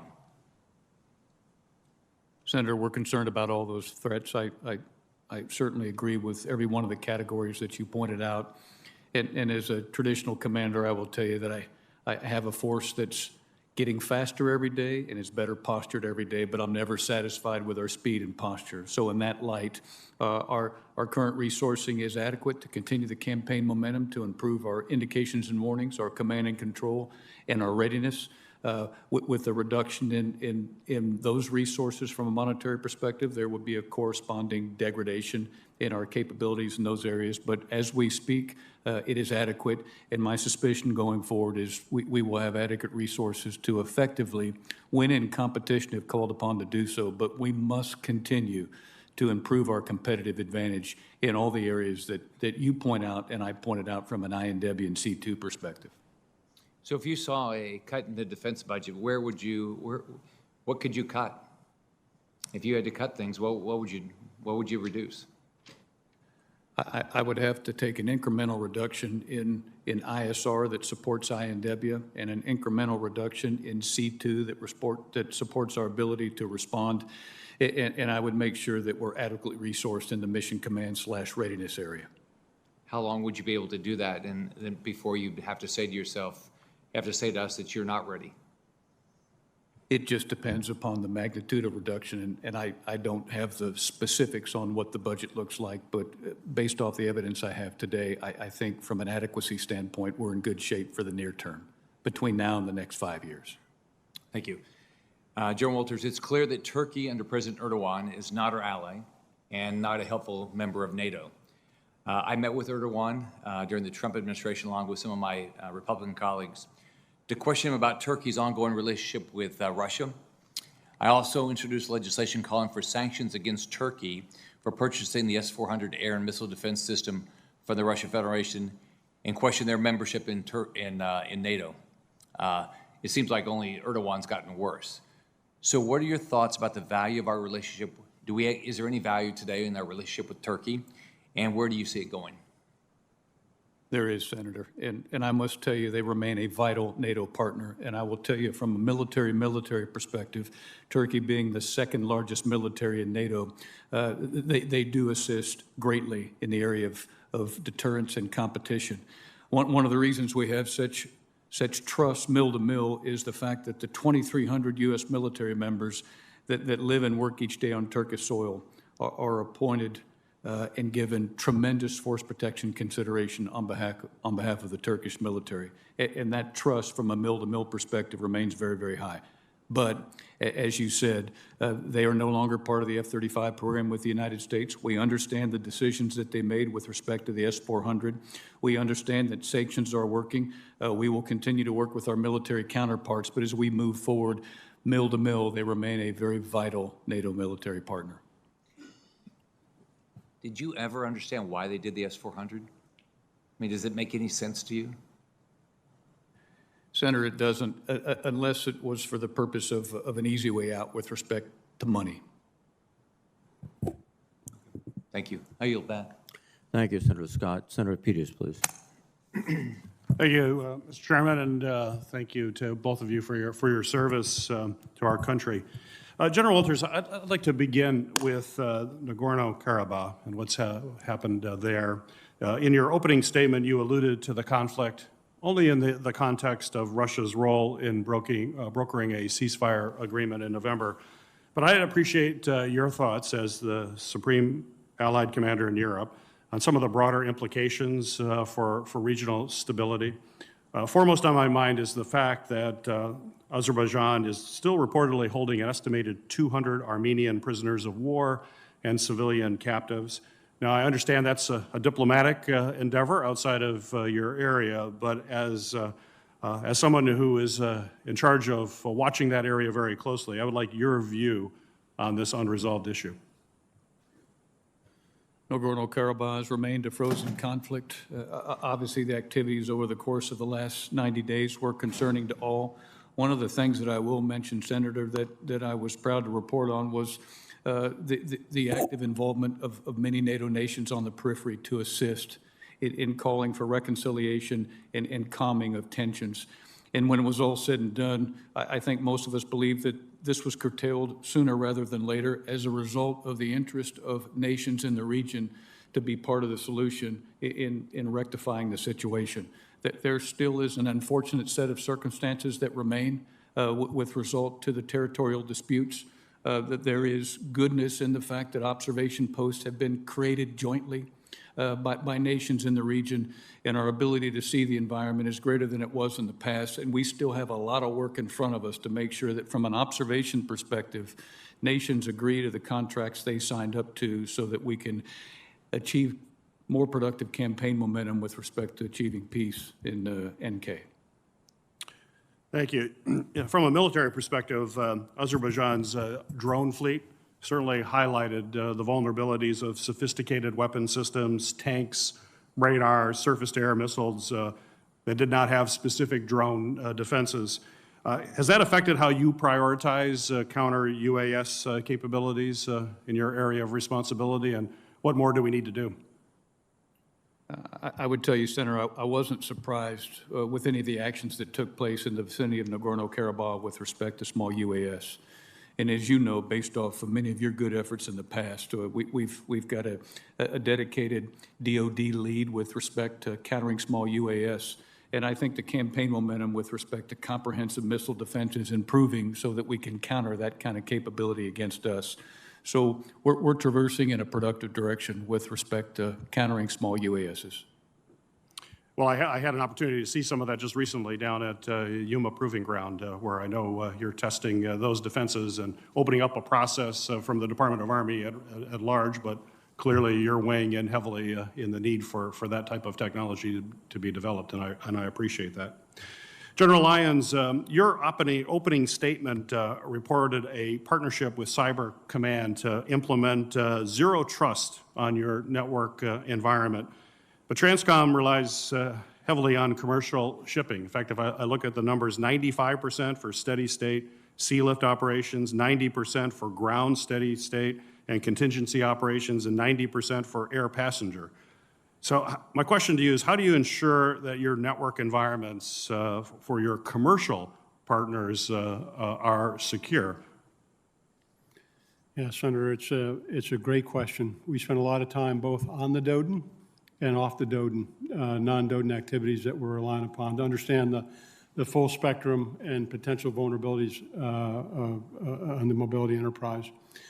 We work closely with our industry partners. We've got consistent cyber hygiene language in all of our contractual relationships, but more importantly, we're talking to the senior leadership of all these companies. They submit self-assessments on their own cyber scorecard. We provide insights on best practices. We're developing a proof of principle for a third-party verification. Basically, this will be a new adventure for the department to be able to confirm or deny cyber compliance. So a lot of work going on in that area. The industry partners are coming along, but I don't want to mislead anybody to think that we have some magic ability to protect commercial partners, from an advanced persistent threat. I would say, though, that it's bigger than cyber. So resiliency is bigger than just the networks piece. It's also the physical redundancy that we have to ensure that we have many readiness providers. And I am confident with our approach in that. And I realize you facilitate annual self-assessments based on DISC guidelines. Where do those assessments lead, and is there more work that we need to do? Senator, there's always more work to do. They come in at an executive level. We share those assessments. For example, one of a concern might be multi-factor authentication from a cyber hygiene perspective. So we have those conversations, and I find that inside the boardrooms today, they are very cyber savvy and committed and want to improve their cyber posture. So we're pushing on an open door. Great. Thank you. Yes, sir. Thank you very much, Senator Peters. And now via WebEx, Senator Blackburn, please. Thank you, Mr. Chairman. And to each of you, I say thank you for your service. We are greatly appreciative of the work that you do every single day. General Lyons, let me stay with you there on the cybersecurity issue. Transcom does have a high volume of strategic mobility missions on a daily basis. There are varying levels of detail, and so as we move personnel and equipment in and out of the different theaters, how much of that information is communicated across classified versus unclassified networks? Senator, I think you're aware that a great deal of our information is moved across unclassified networks, both inside the DODN and, of course, outside the DODN. That unto itself isn't a risk as long as we take the proper procedures and we take the proper measures of defense and encryption. But a large volume of our information does move across unclassified networks. Yes, I think it would be helpful if we had a percentage and kind of a threshold at which we need to classify some information for force protection purposes, but not others for communicating pertinent details to uncleared personnel. And that is an area that, in my opinion, would deserve a little bit of a deeper dive and a bit more attention. General Walters, the NATO 2030 report identifies China as a full spectrum systemic rival. And that is something that I agree with. It is not only, China is not only a security threat, a national security threat, they are an economic threat. The way they are pushing the Belt and Road Initiative, the way they are pushing debt diplomacy is something that should give us pause, because it all feeds in to the civil military fusion that they practice and live every single day. So since the last time you were before us at this committee and we discussed this issue, what has, and I'm quoting now your comment, expanding the competitive space meant to EUCOM, specifically for competition with China, and how does this affect the work we do, the mobility, the interoperability with our NATO allies? It has a large effect, Senator, and I think it's an imperative as a result of the way that China conducts activities for us to take a whole of government, whole of nation, whole of military, all domain approach with the activities of China as they bear on the European continent. And we're obviously very concerned with respect to Huawei 5G. We're obviously very concerned with respect to the proliferation of their involvement with seaports and aerial ports. And we're paying very, very close attention to all those areas. And in the information environment, as a nation who supports democratic values, being part of an alliance that supports democratic values, we've told the truth about some of the sacrifices that nations would make if they continued to endeavor in 5G. And we've actually seen a little bit of the turning of the tide with respect to China and 5G Huawei, nations electing to go in different directions. And as you well know, Senator, China or the United Kingdom made that call recently, and we're in a position on the European continent where several other nations are doing the same. So vigilance remains sky high, and there must be an all-domain approach and a whole-of-government, whole-of-nation approach to this challenge. Well, I agree with you on that. And I fully believe if we look at China as a problem set that we need to solve, that we're going to have our allies working with us as we look at this as a problem set. So talk with me for just a couple of minutes, if you will, about any physical roadblocks that may be there or any regulatory roadblocks that would prohibit movement of our forces within your AOR or participation with NATO allies or their working with us on the China issue. No roadblocks at this time, but Okay. What we are anticipating is an increase in our demand to share across secret information lines. And as you know, Senator, we're working very, very hard to make sure that we can open up the aperture from a policy perspective with our NATO allies and partners to be able to share certain classified information. We are achieving success in that area with the assistance of this committee, and I would ask for your continued endorsement in that area to make sure that we can adequately share information so that we can make headway against malign influence on behalf of China. Well, I agree with you on that issue, and that goes back to the first question for General Lyons about the amount of information that we're communicating over classified and secure versus unclassified and secure networks, and the danger that may put our men and women who are currently deployed in various areas that may open them to. Again, we will continue to work with you all on these issues. I've got a couple of other questions that we will submit for the record, but I see Senator Duckworth is there waiting, so I will yield back my time and allow her to get her questions in also. Thank you, Senator Blackburn. Let me recognize via WebEx Senator Duckworth. Thank you, Mr. Chairman, and thank you to my good friend from Tennessee. I have discussed the importance of our supply chain and logistics enterprise with the department's civilian leadership, like Secretary Austin, DepSec of Defense, Kath Hicks, and former Undersecretary of Defense, Ellen Lord. I've discussed it with service chiefs, like the Commandant of the Marine Corps, and with combatant commanders, like Admiral Davidson. I've discussed the advancements that we need to make in our logistics capabilities in order to face the unique challenges of the Indo-Pacific's geography and the threat of real great power competitors. I've been dogged in my insistence that we will not be able to build a combat credible deterrence if we do not have the logistics capability and capacity to realistically support our complex military operational plans. And my takeaway from all of my conversations with these many senior defense leaders is that they do recognize the problem and they do agree with me. And yet it still doesn't seem to me like we are adequately investing in Transportation Command and our strategic logistics capabilities. General Lyons, it's good to see you today.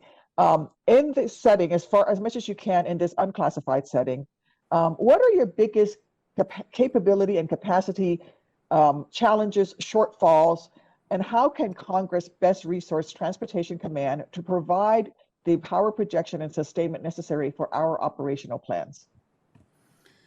Senator, let me just say thank you for your strong, unwavering advocacy and understanding the combat credible deterrence assurance and really be able to respond to when that's so critical in our logistics enterprise. So I really do appreciate that.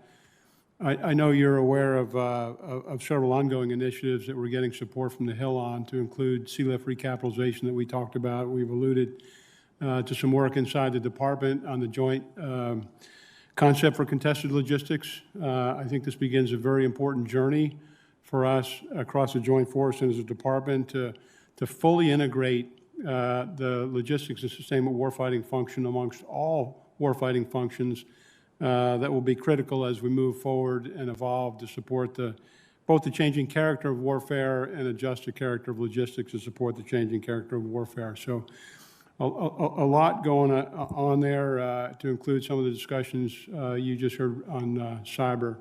So we are, in fact, getting good support and good collaboration across the combatant commands, across the services, and inside the department on the things that I think are most important.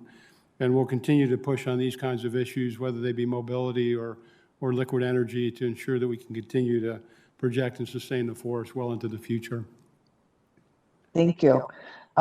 I want to also follow up on the discussion on cyber that you just had with my good friend from Michigan, Senator Peters. I would like to take it a little bit further and ask, does Transcom currently have systems in place that will evaluate compliance with the cyber requirements in terms of your civilian partners? And how do you enforce cybersecurity measures with commercial partners? Yes, ma'am. Thank you. For the commercial partners, which we have many and good partnerships, that's currently done through a self-assessment and self-reporting. We are working a proof of principle for a third party to be able to validate compliance.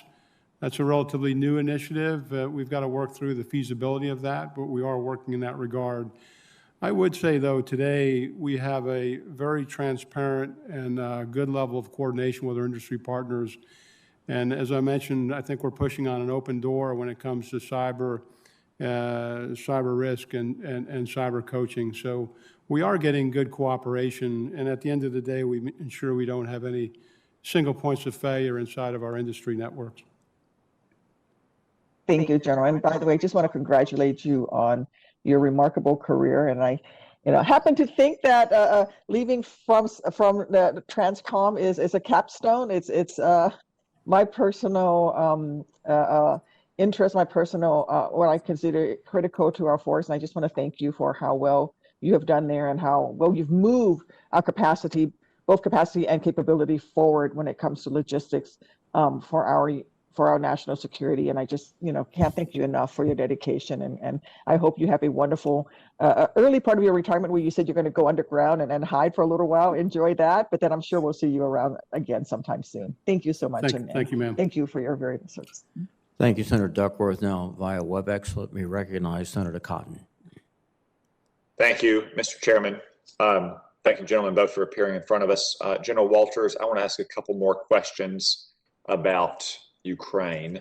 An alumni of your organization, General Ben Hodges, recently said in a television interview on Ukrainian television network that he believes Russia's buildup in the Donbas area is not specifically about Donbas, but more about control of the Black Sea coast, and in particular, trying to take control of Mariupol and maybe the Sea of Azov to stage Russia for further incursions onto the northern Black Sea coast. Have you seen that interview? And if so, what do you think about General Hodges' comments? Senator, I haven't seen the interview, but I too am concerned about the protection of sovereign activity in the vicinity of the Black Sea. This was a concern back in 2015, was it not, after Ukraine first made its incursion into the Donbas, that they were going to try to establish a so-called land bridge to Crimea? It was, Senator. And that would be deeply harmful not only to Ukraine, but also to American interests in the Black Sea region and to Europe more broadly. Concur, Senator. Thank you. And I know that you asked a question earlier about the Javelin missiles that we have provided Ukraine, but to be very exact, those are in possession of the Ukrainian armed forces, and they are entitled to use those anywhere in their country in any manner that they need to defend their territory. That is correct, Senator, for defensive purposes to defend their sovereign territory. Javelin is, by definition, really a defensive weapon, wouldn't you say? I would, Senator. I'll relay one story from the summer of 2015. I was with the former chairman of the committee, Senator McCain, in eastern Ukraine, about as close as they would let us get to the Donbas. And we met with some troops from their then irregular militia forces that had rallied to come to Ukraine's defense. One had been a former tank commander as a lieutenant in the Red Army, and now he was a battalion commander of this new unit. And he was pleading with us at the time to convince the Obama-Biden administration to provide javelins, which they never did. And he said to us, Mr. Senators, we do not need 100 javelins to use against Russian tanks. We only need 1 javelin to use against a Russian tank, and then Russian tankers will think twice. Would you agree with that bit of folk wisdom from the battlefield, General Walters, that 1 javelin used in eastern Ukraine against a Russian tank would make a lot of Russian tankers think twice? I would, Senator, and I think you've accurately characterized the spirit of the Ukrainian armed forces. All right, thank you. Let's move on to another matter about making Russians think twice. In the wake of Russia's development of new intermediate range nuclear forces capabilities, and also our long overdue departure from the Intermediate Range Nuclear Forces Treaty, how should NATO posture our forces to adapt to Russia's missile threat? And what in particular should we do to focus on missile defense and long-range strike capability in the European theater? Senator, as we've talked before, we have to continue to improve in indications and warnings and command and control so that we can see deeper into the environment and respond quicker. And if we'll continue to improve those areas with respect to the integrated air and missile defense programs that we have in work today, we'll keep the campaign momentum traversing in a productive direction. Are our NATO partners comfortable with the development of those kind of long-range strike capabilities that can hold at risk Russian targets that previously would have been within the INF prohibited range of missiles? Senator, I would characterize the environment as the nations are becoming more comfortable as they gain greater understanding of the operational environment. And it seems to me like that's a pretty strong asymmetric advantage in our favor, isn't it? Unless we think that Russia is going to start putting intermediate range missiles in Cuba or the Bahamas or Canada or Mexico, since we can put them up against Russia's border, and they have a much harder time doing it on our border. I concur, Senator. seems to me like we should build a lot more of them then and get them deployed too. Thank you, General. Thank you, General Lyons, as well, for your service. Well, thank you, Senator Cotton. Let me now recognize Senator Kelly. Thank you, Mr. Chairman, and thank you, General Walters and General Lyons. I want to talk a little bit about Defender Europe 20. We train, so we're prepared to fight and prepared to win. And this exercise is one to test our power projection.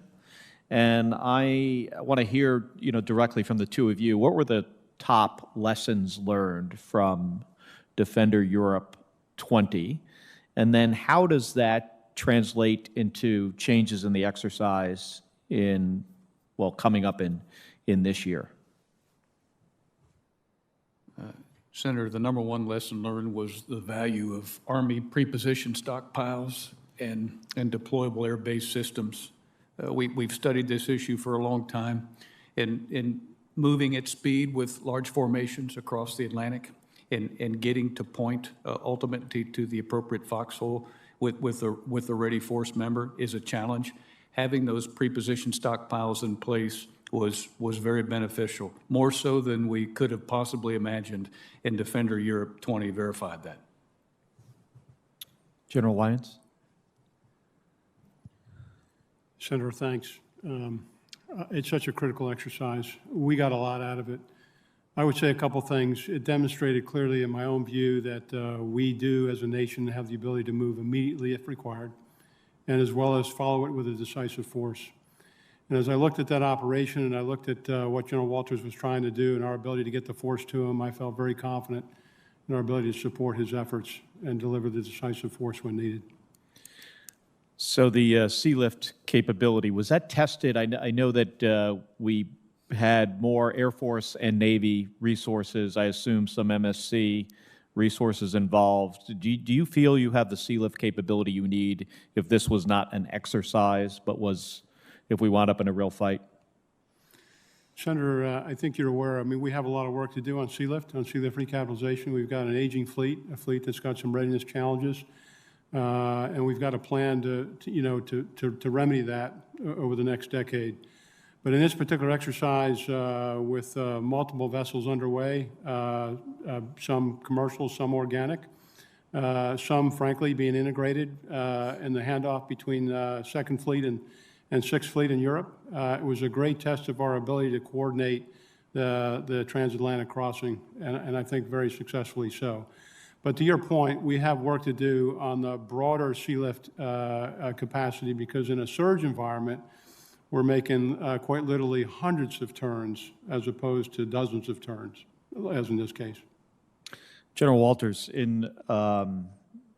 further in Eastern Europe, the infrastructure was designed for Warsaw Pact, nations, Russian tanks, vehicles, troops. That infrastructure was designed for things to be traveling east to west. Did that come up in part of the exercise in transporting our equipment and troops to the east through infrastructure that was not designed for this? It did, Senator, and with the contributions of the European Deterrence Initiative over the course of the last 3 years, we've had the opportunity to specifically work on road and rail from west to east, central Germany to the Baltics and down to Hungary, Romania, Bulgaria, and we've made improvements in those areas, but it's still a challenge, and it's something we'll continue to work on, but we're much faster than we have been in the past. And then finally, how, in the remaining minute, how would you like to see this exercise change to make sure we are as prepared as possible for, real engagements? We're in the process of executing Defender Europe 21, and one of the changes that we're making is a cyber red team, and we want to improve our cyber defensive posture through the duration of the exercises involved with Defender Europe 21. Thank you, and I yield back. Thank you, Senator Kelly. Let me recognize Senator Hawley. Thank you, Mr. Chairman. Gentlemen, thank you for being here. Thanks for your service. General Walters, let me start with you. Secretary Austin has reaffirmed the position of the prior administration that China is our pacing threat. Given that, what's your view on what you can do in EUCOM to free up military resources that the department can use in the pacing theater? Senator, my first response is what we do to effectively compete and deter against the nearest peer competitor in Europe, Russia, is effective in deterring China because of the connectivity between the two nations and the willingness of both nations to engage in malign influence against the United States and against NATO. So those activities that allow us to continue to be successful in the competition phase against Russia are also helpful against China. Whether it's pointing out the poor path that a nation could take with respect to Huawei 5G, or whether it's pointing out what China is doing with respect to equities and seaports and aerial ports investment in Europe. Let me ask you a little bit about NATO. There's been a lot of talk about NATO's role in helping confront China. Wouldn't it be helpful if our European allies did more to bear the burden of confronting Russia so that we can focus on what has been identified as our pacing threat in the pacing theater? No argument here, Senator, and I'm pleased to report the nations are. They're very fixated on Russia.